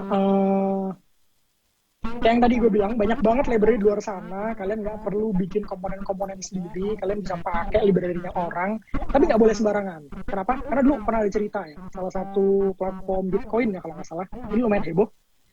Dia pakai salah satu library juga dari npm, dan di library itu dia pakai library lain yang mana udah diisi sama semacam apa Trojan. Jadi banyak data-data yang kebongkar dan itu data-data sensitif dan itu bahaya. Habis itu langsung di patch sama si pemilik library-nya, langsung di patch sama si npm-nya ya. Dan itu bahaya banget. Makanya perlu hati-hati ketika pilih library. Kita perlu tahu library ini apa, dalamnya gimana. Salah satu cara paling gampang buat melihat library ini penting apa enggak sih, worth nggak sih kita pakai, bagus nggak sih. Paling gampang bisa dilihat dari star-nya misalkan. Banyak nih orang yang nge-star, terus banyak yang nge-fork, terus aktif gitu. Terakhir kali diupdate kapan nih? Kalau kita lihat si React Native Camera ini terakhir diupdate 9 hari yang lalu gitu. Berarti ini bagus. Ini library selalu diupdate sama yang punya gitu. Terus isu banyak itu bisa bagus bisa enggak ya. Bagusnya berarti banyak yang make, banyak yang peduli, banyak yang take isu di sana. Enggaknya ya berarti banyak masalah di library itu gitu. Pull request-nya juga, kalian bisa lihat pull request-nya aktif nggak sih dia, si owner-nya itu atau si kontributor itu nge-review si library itu. Jadi sekalipun banyak library di sana, jangan asal pakai juga. Ini update, lihat terakhir kali kapan dia update, lihat terakhir kali kapan dia rilis version yang paling baru, itu penting juga. Terus di fork, kalau kalian ngerasa nggak pede nih pakai library ini, ya kalian bisa fork. Selain itu kalian juga bisa berizin. Misalkan kalian nggak nemuin library yang bisa diimplementasi langsung gitu di React Native gitu. Di React itu nggak ada library yang bikin sesuatu yang pengen kalian develop gitu. Itu nggak ada. Nah, kalian bisa berizin. Kalian bisa develop sendiri di native Android atau iOS, kemudian pakai di bridging jadi native module, kemudian dipakai di React Native. Oh ya, sekarang React Native juga punya React Native Community supaya lebih aman juga. Beberapa tadi yang gue ceritain, kalian lihat star-nya, kalian lihat isunya, kalian lihat pull request-nya, kalian lihat update-nya. Kalian juga bisa lihat yang ada di dalam React Native Community. Itu udah insya Allah aman lah, karena udah diadopsi secara resmi oleh si React Native itu. Dan yang terakhir contribute, jangan pakai doang, tapi contribute juga. Sekedar ngasih apakah readme gitu ya, itu namanya contribute juga, nggak apa-apa. Jadi jangan lupa contribute. Sebenarnya goal dari perusahaan besar ya, perusahaan software itu adalah contribute to the community kan.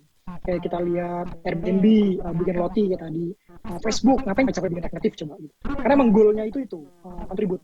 Jenisnya sekarang belum ya, tapi kedepannya kita pengen banget untuk contribute, untuk ngasih kontribusi nih, kita ngasih sesuatu nih buat komunitas gitu. Kita cuma pakai doang. Upgrade.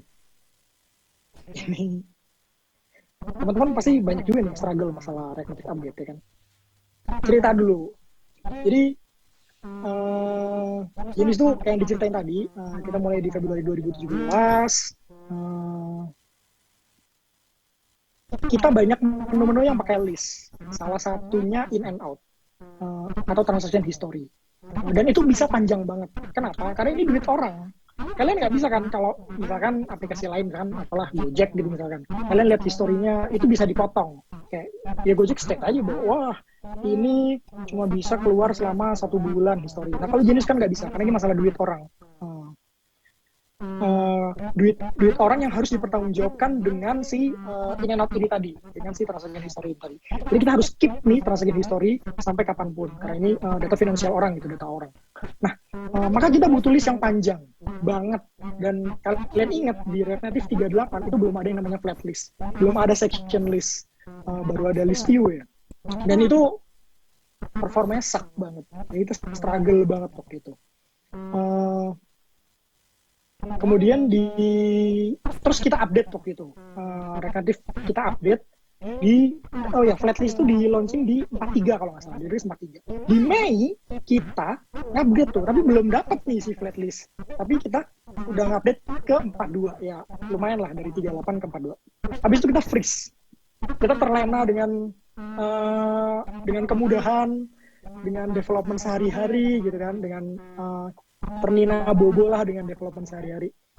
Kita udah nggak pernah update lagi sampai akhirnya ketika launching di April, kita baru sadar bahwa list kita itu suck banget. Kita mau nggak mau harus update pakai flatlist atau section list. Makanya di April ketika 1 bulan launching jenis 2 nih di April, kita langsung upgrade React Native ke 55. Lumayan jauh kan, lumayan banyak banget API yang kita created. Akibatnya apa? Kita stop development waktu itu. Ini painfulnya. Kita stop development selama sekitar 3 bulan, April, Mei, Juni, untuk apa? Untuk upgrade si React Native. Kita ganti semua library yang kita created, kita ganti semua API yang udah nggak udah nggak di support gitu. Dan tuh lumayan painful ya waktu itu.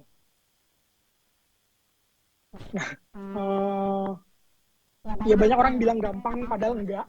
Upgrade itu painful banget, tapi pentingnya kalian bisa dapat latest performance improvement. Itu udah pasti banget. Yang tadi gue ceritain hooks itu kan buat performance-nya si React Native juga, dan itu baru ada di versi-versi yang paling baru. Increase stability, banyak new API dan banyak fitur kayak yang tadi, belum ada flat list, belum ada section list, terus sekarang udah ada gitu.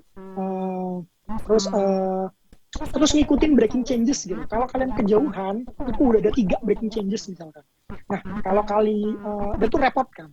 Kalau kalian naiknya pelan-pelan tuh, naikin setiap minor misalkan. Nggak harus setiap patch kalian naikin. Setiap minor naik misalkan. Kalian update. Nah itu bakal lebih gampang buat nge-maintain gitu. Jangan terlalu painful. Nah ini issues di React Native ya. Kalau kalian lihat, apa yang kalian nggak suka sama React Native, Uh, ini dapat banyak jempol nih. Ada hampir 600 yang ngasih jempol. Upgrading requires a lot or too much effort gitu.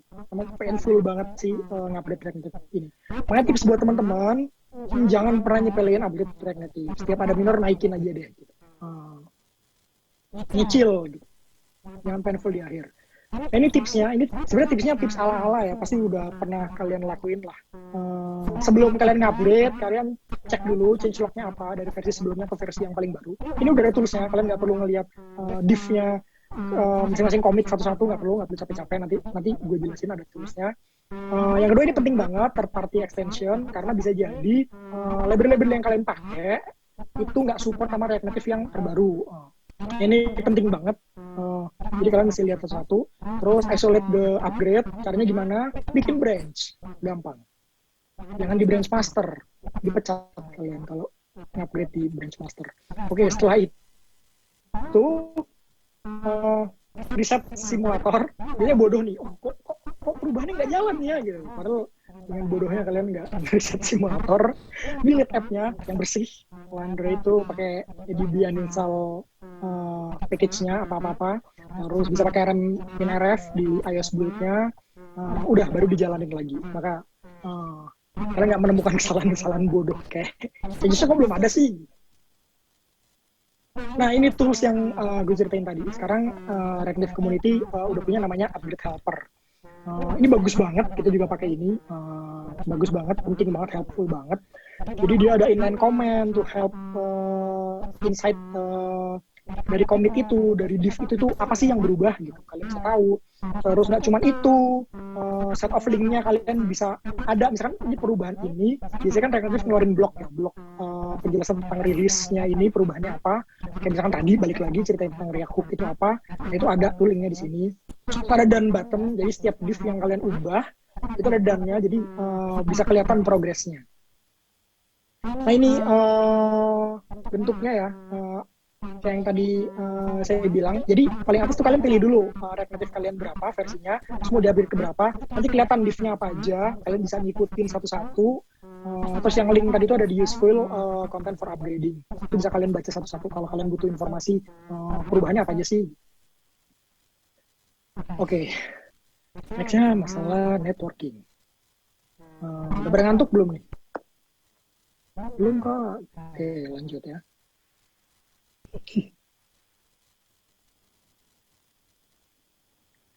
Nah, networking udah pasti semua orang kayak pakai RESTful.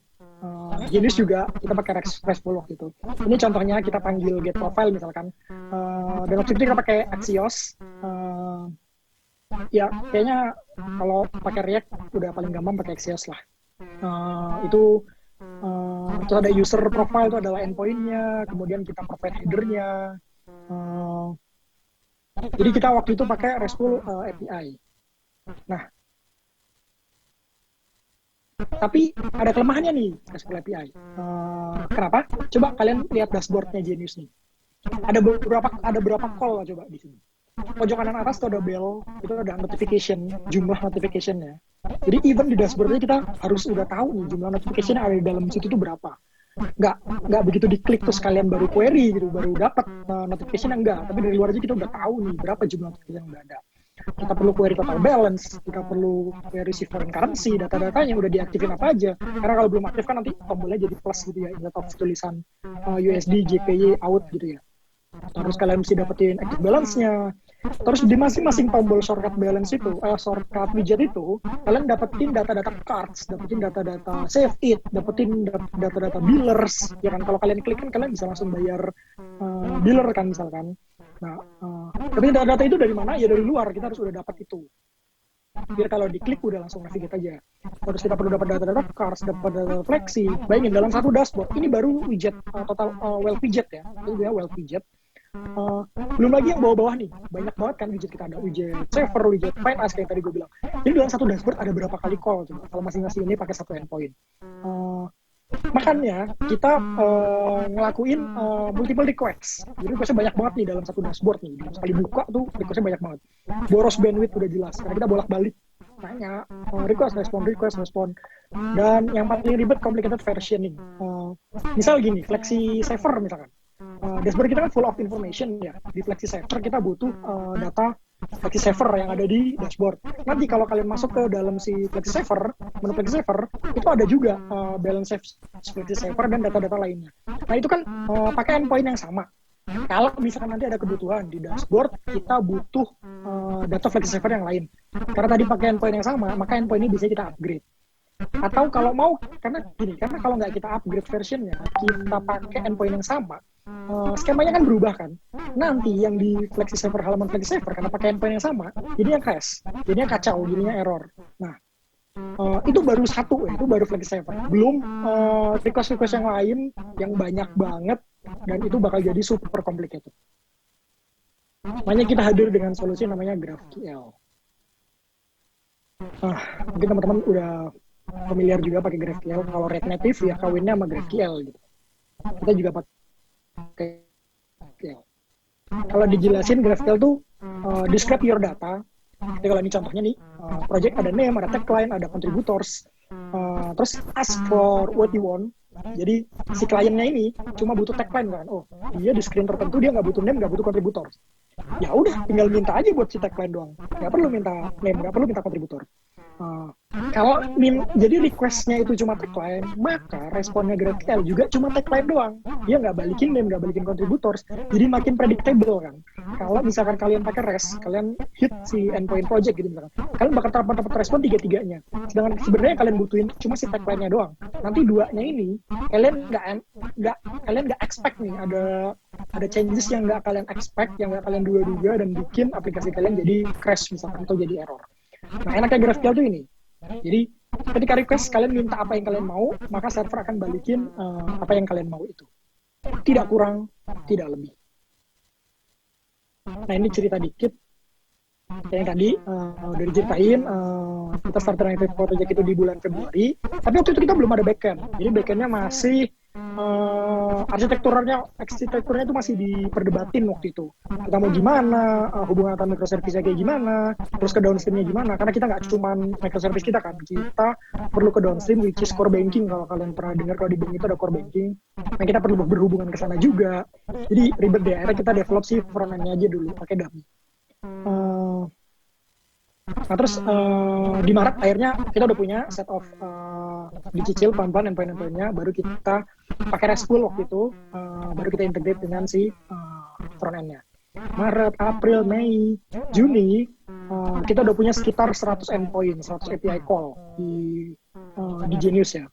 Ini belum jadi nih, ini baru setengah jadi lah, seperempat lah waktu itu di development-nya. Nah di Juli kita akhirnya mutusin untuk pakai GraphQL. Waktu itu kita pakai si React Apollo ya, Apollo Client di versi 1.43 waktu itu kita pakainya. Sama juga waktu kita pakai GraphQL, kita nggak familiar gitu sama GraphQL. Nggak tahu nih ini GraphQL makanan apaan nih. Setahu gue buat request ya pakai RESTful gitu doang kan.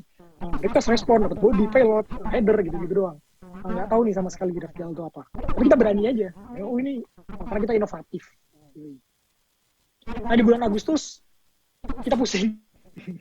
Karena kita nggak punya pengalaman pakai GraphQL, kita nggak tahu gimana caranya munculin loading yang benar, kita nggak tahu gimana pooling request terus-terusan gitu pakai socket gitu, pooling. Kita nggak tahu pagination kayak in and out tadi kan, nggak mungkin kita loading sekali langsung keluar internetnya semua kan, bisa nunggu 2 hari 2 malam baru keluar internetnya. Jadi kita nggak tahu gimana caranya bikin pagination waktu itu. Tapi sering berjalannya waktu kita jadi belajar banyak dan sangat berguna banget GraphQL. Jadi buat teman-teman nih yang develop pakai React Native juga dan belum pakai GraphQL, ini saatnya. Nah ini kira-kira bentuk diagram GraphQL itu kayak gimana.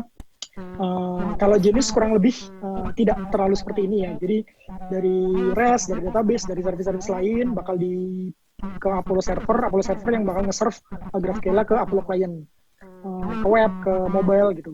Nah kalau di Genius, REST, DB, dan service ini kita wrap jadi bukan satu ya, tapi dari microservice Jadi Apollo server itu nge-request ke microservice kita. Jadi nggak ada Apollo server yang langsung request ke database gitu, nggak. Kita ke sebuah microservice dulu, baru microservice ini yang minta ke downstream, minta ke service lain, minta ke database gitu. Tapi dari klien, dari apps tetap mintanya ke si Apollo server. Ini cara makainya, kalian bisa buka kita pakai Apollo client ya, kalian bisa buka sendiri, cari tahu sendiri tutorialnya gimana. Ini contohnya Apollo client, di define si endpoint-nya, terus di bawah itu query-nya, itu cara manggil query-nya kayak gitu. Dia mau tahu currency-nya doang tuh berarti dari endpoint itu. UI-nya juga harus di wrap pakai Apollo provider ya. Yang di sebelah kanan terakhir itu pemakaiannya, itu ada currency, ada rate, itu di load di UI-nya di paling bawah. Oke, next kita ngomongin CI/CD, cicit. Apa sih CI/CD? CI/CD adalah, sebelum CI/CD adalah, mau cerita dulu. Ya. Jadi kan tadi Julius udah gede banget, udah banyak banget sprint yang jalan. Setiap sprint tuh udah 14 lebih story, 14 lebih fitur. Developer ada 50 lebih, backend, frontend. Jadi itu mengakibatkan traffic jam, macet. Karena frontend ini ngerjain fitur ini, terus dia perlu ngejalanin unit test, dia nge-build si aplikasinya, aplikasi sendiri, iOS juga, APK sendiri, maksudnya IPA juga, terus yang web juga, terus dikasih ke QA-nya QA siapa, QA-nya juga nggak perorangan, tapi QA-nya tim, gitu. Itu super ribet banget deh, traffic-nya luar biasa. Kalau kita nggak benerin itu pakai CI/CD, jadi menyebabkan macet. Nah, CI/CD itu apa? Jadi CI/CD itu continuous integration sama continuous deployment. Ini kalau di diagram sebelah atas nih ada continuous integration tuh dari build, test, nge-merge, sebelum di-merge ke fitur branch atau ke master gitu istilahnya. Itu kita jalanin tesnya dulu, apakah udah checklist semua. Habis itu baru kita develop, baru kita deploy si aplikasinya, kita buat jadi APK, kita buat jadi IPA dan lain-lain. Dan itu semua terjadi secara otomatis.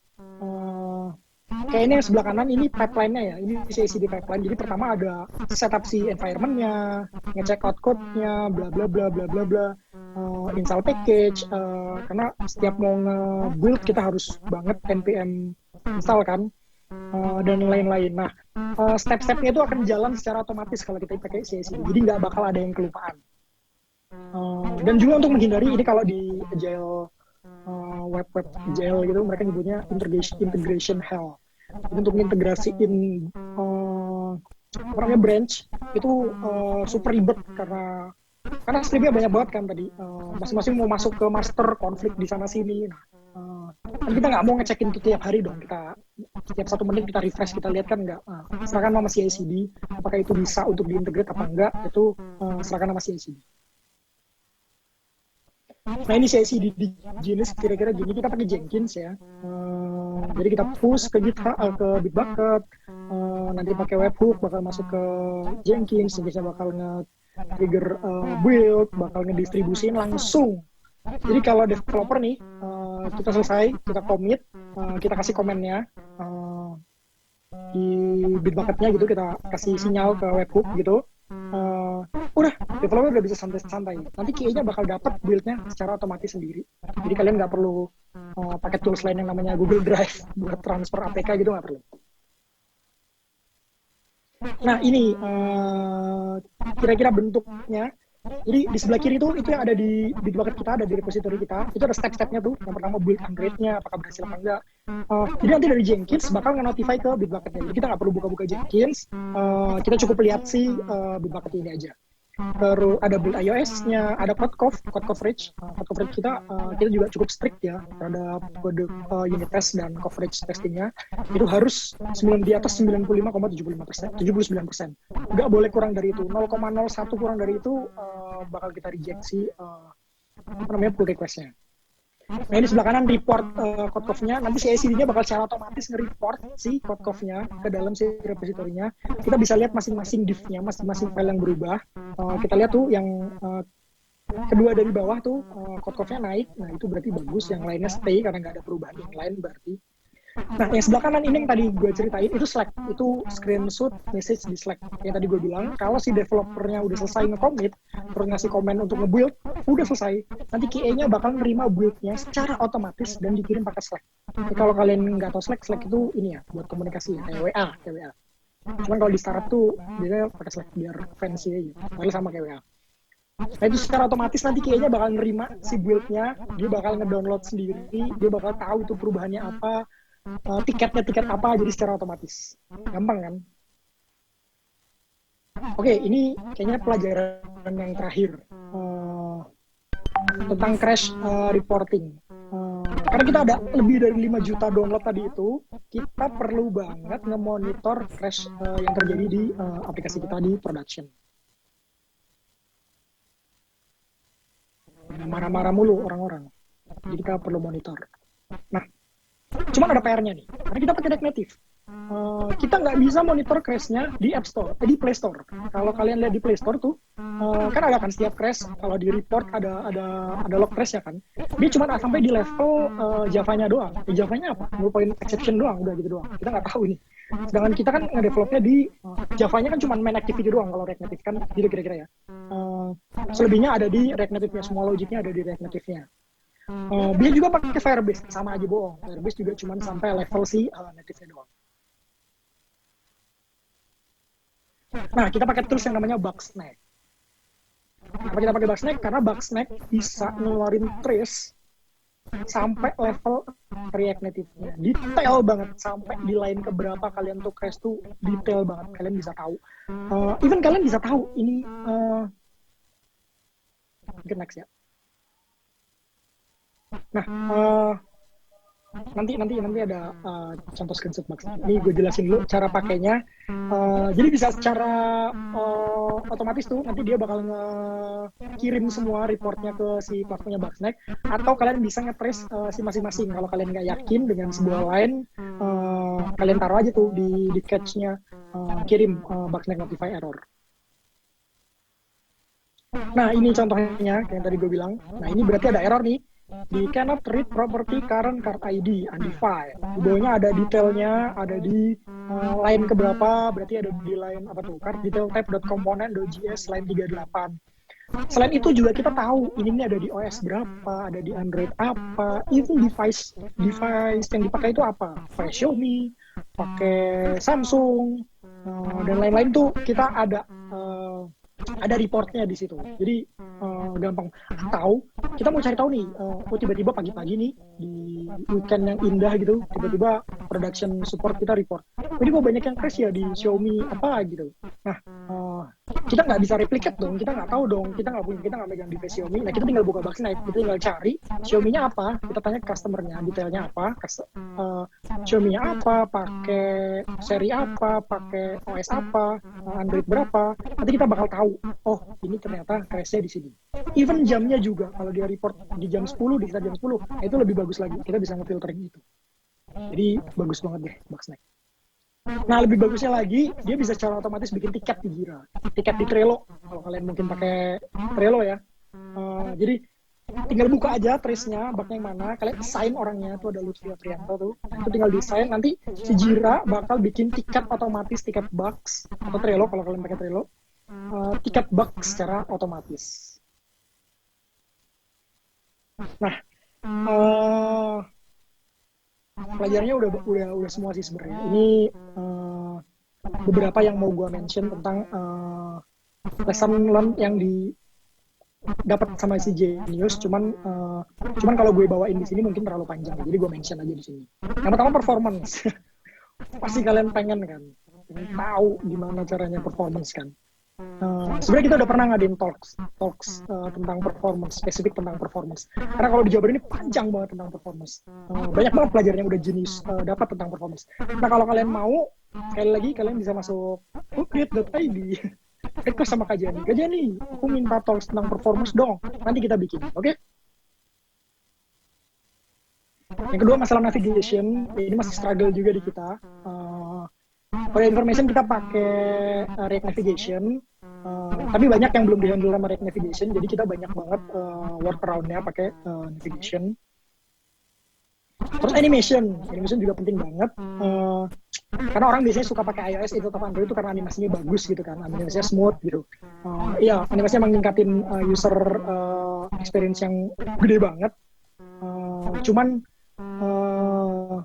jadinya rendernya berkali-kali, cost of rendernya gede, jadinya app-nya lag.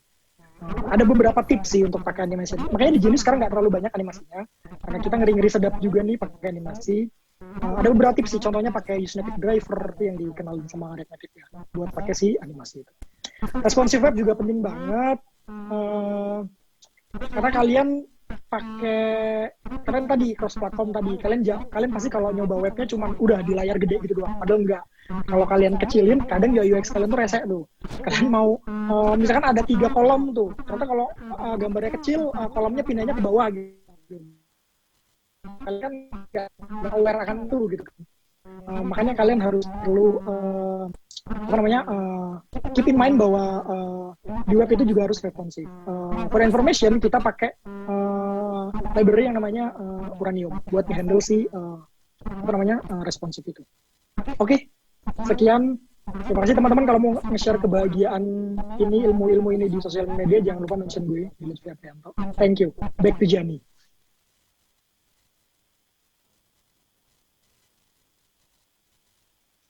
Oke, tepuk tangan dong buat Kak Lutfi. Keren banget, 2 jam non-stop. Gimana rasanya jadi dosen? Nah, enak banget. Kayak enak banget ya. Jadi kayak pembelajaran ya Kak, kalau lu kelas malam untuk yang lagi menyelesaikan S2, lu jadi lebih patuh ya sama dosen lu ya. Karena lu udah ngerasain. Ada yang bilang, ya kok udahan loh, udah 2 jam cepet bener, nggak berasa ya, kayak dengerin podcast ya. Jadi lu cocok gak berarti bikin podcast tech. Nih, buat yang pengen setuju Kak Lutfi bikin podcast tentang tech, nanti bikin juga di Concrete.id.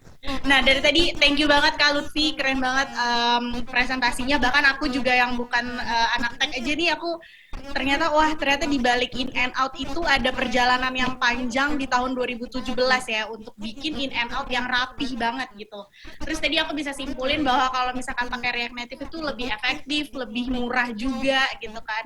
Terus lebih UI-nya juga harus diperhatikan kayak gitu, karena memang beda-beda platformnya kan, karena kan si React Native ini hybrid ya, bisa di berbagai platform gitu kan, bisa di iOS, bisa di Android, jadi bisa sekaligus. Tapi meskipun aku juga tadi berpikir wah jadi mudah dong untuk jadi seorang React developer, karena dia langsung nggak perlu belajar untuk Android, nggak harus install Android Studio. Secara dulu aku pernah cobain juga ke Android Studio tuh berat banget emang gitu. Jadi emang meskipun jadi lebih ringkes gitu teman-teman. Semoga bisa diaplikasikan, dan aku yakin udah banyak sih sebenarnya yang nyobain React Native. Nih Kak Lutfi kalau lihat fitur chat rame banget semuanya.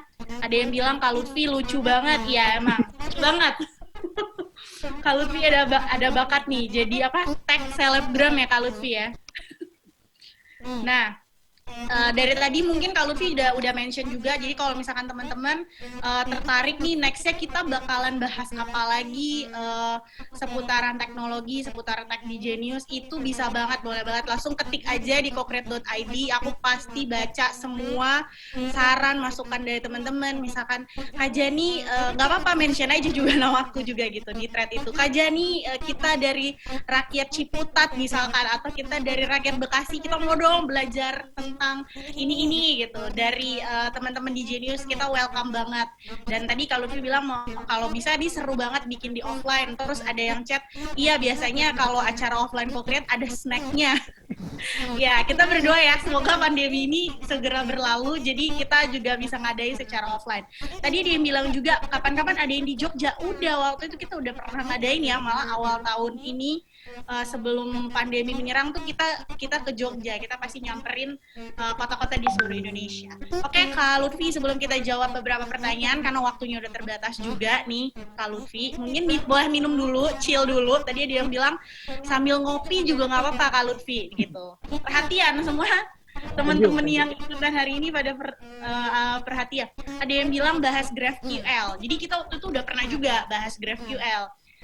Tapi nggak apa-apa kalau misalkan teman-teman mau kita ulangin lagi nih topik GraphQL, ketik aja di co-create.id. Di sana kita tim co-create pasti akan baca. Oke. Ini udah ada pertanyaan gak ya? Aku coba baca dulu. Tadi ada pertanyaan bagus banget. Ini semuanya thank you Kak Lutfi, thank you Kak Lutfi. Wah, habis ini kita bikin Lutfi lovers nih, bukan Lutfi yang salah kan ya. Tadi ada pertanyaan. Sebentar. Oke, ada pertanyaan dari Latif Sulistio nih Kak. Pertanyaannya bagus banget karena nggak semua orang punya kesempatan yang sama nih kayak Kak Lutfi. Mungkin ya langsung dari Android bisa belajar yang native atau misalkan ada waktu untuk belajar coding. Nah, ini ada pertanyaan dari Kak Latif nih Kak. Bagaimana cara belajarnya bisa cepet gitu? Dunia JavaScript banyak rabbit hole-nya memang. Perusahaan yang sudah sangat kompleks seperti Genius, apa syaratnya harus berpendidikan tinggi untuk hire developer baru? Gimana nih, Kak Lutfi? Nggak harus developer di Genius deh. Untuk menjadi seorang developer, menurut kamu perlu nggak pendidikan tinggi? Tadi kan pembahasannya berat-berat nih. Coba kita mulai dari yang pertanyaan ringan. Kalau zaman sekarang ya, biasanya kalau kalian nge-apply ke perusahaan tuh nggak terlalu lihat background pendidikan sih biasanya. Yang penting skill yang kamu punya itu gimana. Biasanya gitu, tapi balik lagi ke perusahaan masing-masing sih.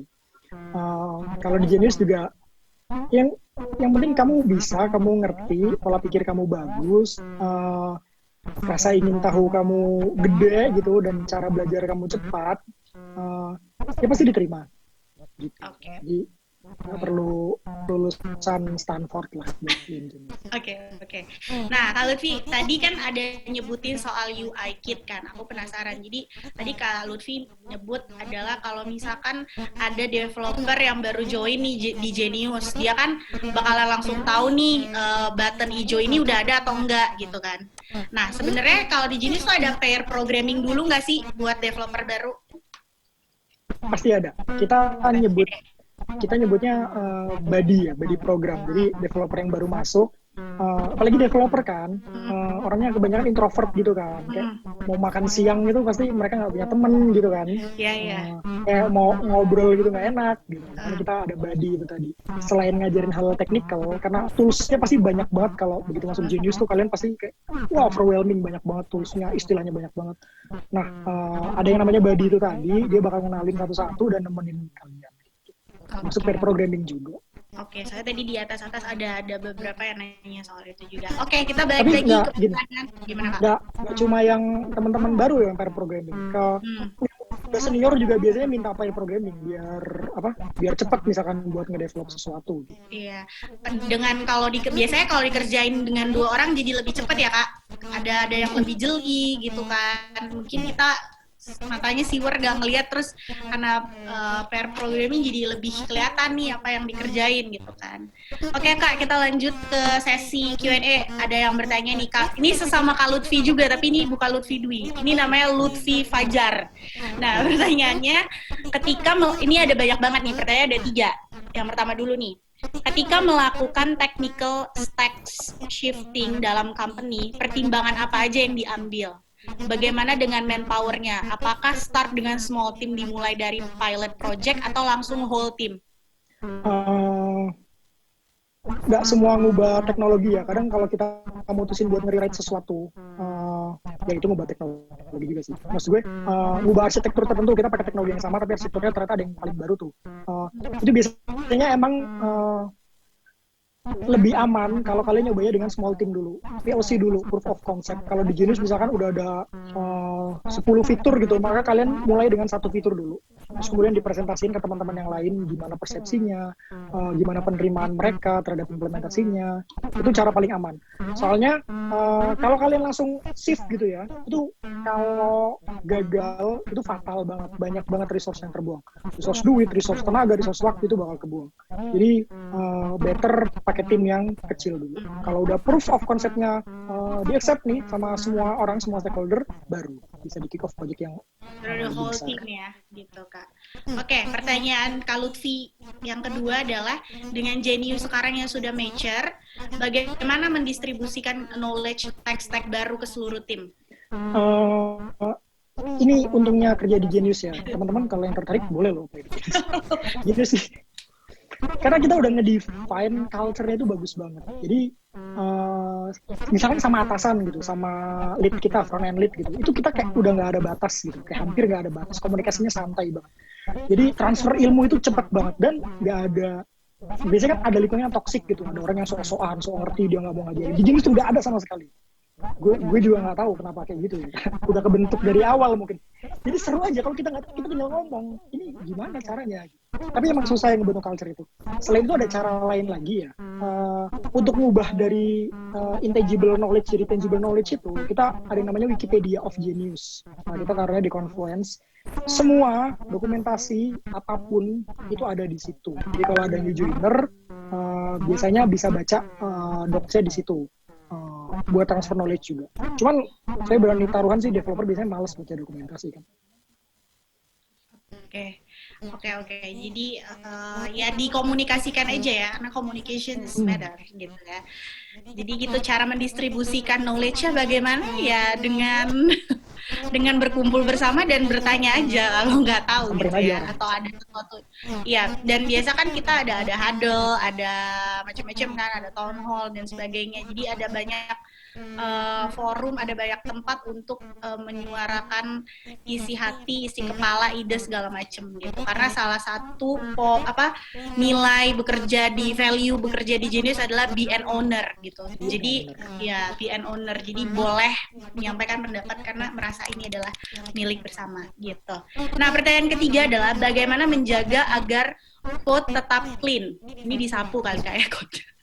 Dibuat code guideline kah atau hanya melalui code review saat commit di Git?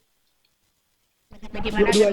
Dua-duanya. Ya. Jadi guideline itu udah wajib banget ada. Jadi kita udah punya. Selain itu kita ada toolsnya yang namanya Yaslin. Kita ngadopsi dari punyanya si Airbnb, Yaslin. Jadi pakai linter gitu. Bisa kalian install pluginnya di VS Code atau di WebStorm. Atau Yaslin-nya itu kita force rules-nya. Jadi kalau commit ada yang nggak sesuai dengan code convention kita, maka kalian nggak bisa nge-push, ditolak gitu commit-nya. Gitu. Itu jadi di awal udah ada guideline itu. Terus dan selain Yaslin itu kan Yaslin itu code convention ya. Tapi di review itu juga ada. Itulah gunanya si tech lead. Jadi dia gunanya dia bakal nge-review. Dan nggak cuma tech lead doang yang nge-review sebuah PR ya, tapi biasanya seluruh Genius itu juga berhak untuk komen, nge-review, atau ngebaca misalkan ada reviewan dari orang, dapat insight tau berarti. Nah, biar tahu itu biasanya iseng aja sore-sore baca pull request orang-orang. Gitu sih kalau di Genius. Oke, semoga udah terjawab ya Kak Lutfi. Ketiga pertanyaan kamu dijawab oleh Kak Lutfi juga. Nah, sebelum menjawab pertanyaan selanjutnya, aku mau remind juga di cocreate.id itu ada banyak banget sebenarnya artikel dan juga ada Tech Monday updates juga yang bisa kamu lihat, dan rata-rata tuh yang nulis adalah tim-tim tech yang ada di Genius, ada dari UI UX, bahkan ada yang pernah ada dari tim front end-nya Genius juga sharing cerita-cerita mereka selama WFH itu kayak gimana cara kerja mereka, itu semuanya bisa teman-teman baca di cocreate.id. Sedikit iklan ya Kak Lutfi. Next kita jawab pertanyaan dari Kak Aji Priyo Wibowo. Ini pertanyaan dari Kak Aji adalah, apakah bisa front end menggunakan React.js tetapi back end menggunakan Python? Dan App.js hanya terbatas pada mobile saja? React.js itu justru di web ya. Kalau mau di mobile itu justru pakainya si React Native. Jadi React Native itu dibangun di atas React.js. Jadi ada banyak API-nya React.js yang bisa dipakai React Native, tapi React.js itu nggak bisa pakai punya si React Native. Kayak gitu. Itu bedanya React.js dan React Native. Terus pertanyaan kedua, apa tadi? Python dan... Iya, bisa nggak back? Jadi front end-nya tuh pakai React.js Kak, tapi back end-nya tuh pakai Python. Boleh nggak kayak gitu? Bisa nggak? Boleh aja, boleh banget. Nih, kalau di JS cerita tadi, kita kan pakai microservice ya. Kita nggak semuanya pakai Node.js. Kita microservice-nya ada yang pakai Java, ada yang pakai Go, ada yang pakai Python. Itulah gunanya microservice. Nah terus, sebenarnya bahasa pemrograman tuh nggak menentukan ya, bahwa ini karena cara komunikasi antara backend dan front end itu kan pakai API itu tadi. Kalau terus pakai GraphQL, ada yang pakai REST tadi itu. Nah selama komunikasinya tadi ditentukan, misalkan kalau backendnya nge-provide-nya pakai GraphQL, front end-nya nerimanya pakai REST API, nah itu nggak bakal bisa. Asal udah ditentukan jalur komunikasinya, diputuskan misalkan pakai REST atau misalkan pakai GraphQL, maka framework apapun yang dipakai di backend mau pakai Python, di front end mau pakai React, mau pakai Native itu bisa. Oke, jadi sangat bisa banget asal kamu komunikasi nih Kak ke front end kamu bahwa sepakat nih kita backendnya pakai Python gitu, dikomunikasikan gitu. Baik, terima kasih pertanyaannya Kak. Pertanyaan dari Kak Aji tadi itu. Pertanyaan selanjutnya adalah dari Kak Farhan. Kak mau nanya kalau untuk handling session di React itu pakai apa ya? Selama ini saya agak kesulitan buat handling session di React. Handling session pakai Redux, pakai Redux Store, bisa juga pakai Redux Saga. Kalian bisa otak-atik Redux deh, session itu bisa di store di Redux Store itu. Oke. Sudah dibantu jawab dengan satu kata ya Kak Farhan. Nah ini ada masukan dari Kak Duian Daru, bahas microservice dong Kak, boleh diketik aja di kokeret.id ya, kita bikin thread aja di sana untuk bahas microservice. Nah ada pertanyaan lagi? Ada pertanyaan lagi nggak ya yang lebih menarik? Oh ini pertanyaan dari ini aku agak susah sih Kak sebenarnya membaca penyebutan namanya, koreksi ya kalau misalkan salah. Dari pertanyaan dari Kawakibi Tito. Hardware pada latest smartphone seperti gyroscope, LiDAR, GPS dan lain-lain, apakah React Native reliable untuk integrasi komponen-komponen hardware tersebut? Kalau GPS iya, udah pasti. Soalnya di Genius pakai kan buat dapetin location.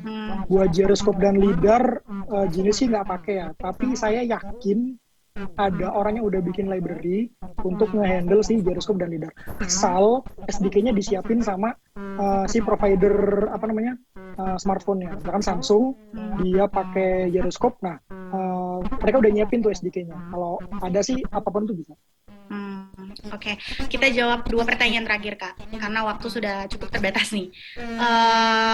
Oke, sama-sama Kak Kawakibi, ini ada dua pertanyaan terakhir dari Kak Nur Fadilah.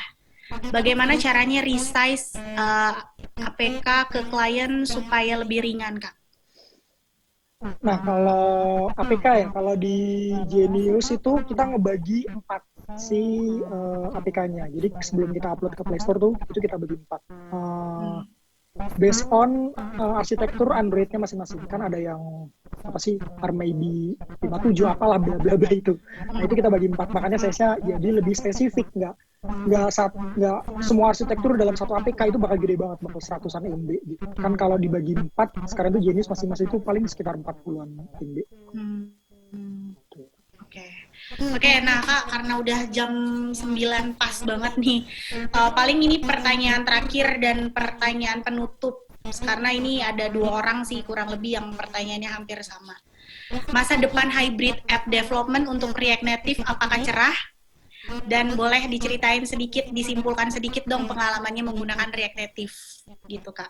Jadi ini lebih short dari slide kamu ya Kak. Kata-kata kamu ini menentukan karirmu ke depannya Kak. Oke, silakan Kak. Kalau pengalaman pakai React Native ya tinggal aja reload aja tadi slide saya sepanjang talk itu pengalaman pakai React Native. Terus masa depan hybrid cerah apa enggak tergantung hybridnya. Kalau React Native saya percaya. Karena gini, sekarang tuh ada role baru ya namanya UX engineer kalau kalian mau tahu. Ada salah satu UX engineer paling terkenal di Indonesia, lumayan aktif juga, namanya Mas Sony. Dia UX engineer-nya sih Grab. Apakah dia bikin aplikasi pakai hybrid terus ditaruh di Grab? Enggak. Jadi dia bikin aplikasi pakai hybrid untuk dipakai buat testing sama si researcher-nya. Jadi si UI, UX ngasih ke dia, dia akan develop pakai React Native. Butuh cepet kan kalau prototype kan. Nggak mungkin kalian pakai native kelamaan, keburu disalip orang fiturnya. Selesai bikin itu pakai hybrid, dites ke user biar user ngerasain feel kayak aplikasi beneran, nggak cuma mockup. Nah, abis itu baru di-develop secara native, secara full gitu. Jadi, kalau emang orang-orang stop pakai hybrid buat nge-develop aplikasi, ada banyak jalur lain untuk si masa depan si hybrid ini sendiri. Gitu. Oke, tepuk tangan sekali lagi buat Kak Lutfi. Thank you Kak Lutfi dan semua teman-teman teman-teman jenius dimanapun berada saat ini yang sudah, aku sangat senang banget, nggak nyangka ini malam hari ini sangat luar biasa banget Kak Lutfi pada aktif. Sebenarnya banyak banget pertanyaan dari teman-teman jenius malam hari ini, tapi karena waktu sangat terbatas, jadi kita tetap save semua pertanyaan teman-teman. Nanti kita usahain untuk bisa jawab pertanyaan dari teman-teman semua. Nah, thank you sekali lagi Kak Lutfi. Sebelum kita akhiri sesi ini, aku kembali ingin mengingatkan teman-teman untuk boleh mengisi feedback yang ada di slide ini. Silahkan di-scan ataupun bisa langsung mengunjungi bit.ly/ccw20 survei. Itu benar-benar caps lock ya, CCW-nya. CCW20 survei, dan ada 10 merchandise eksklusif Genius Co-Creation Week 2020 menunggu kamu.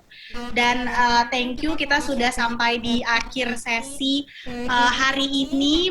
Dari Kak Lutfi menceritakan pengalamannya dalam membangun Genius 2.0 menggunakan React Native.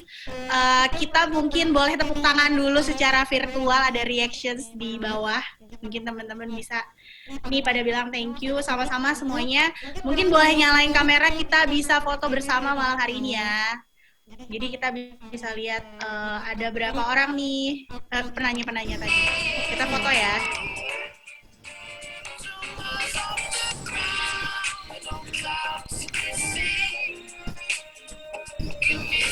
Satu, dua, tiga. Oke, sekali lagi.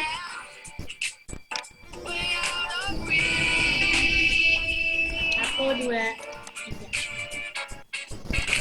Oke, thank you banget buat waktunya malam hari ini. Sampai bertemu di rangkaian Co-Creation Week 2020 selanjutnya. Salam sehat selalu. Aku Jani dan Kak Lutfi pamit undur diri. Bye-bye.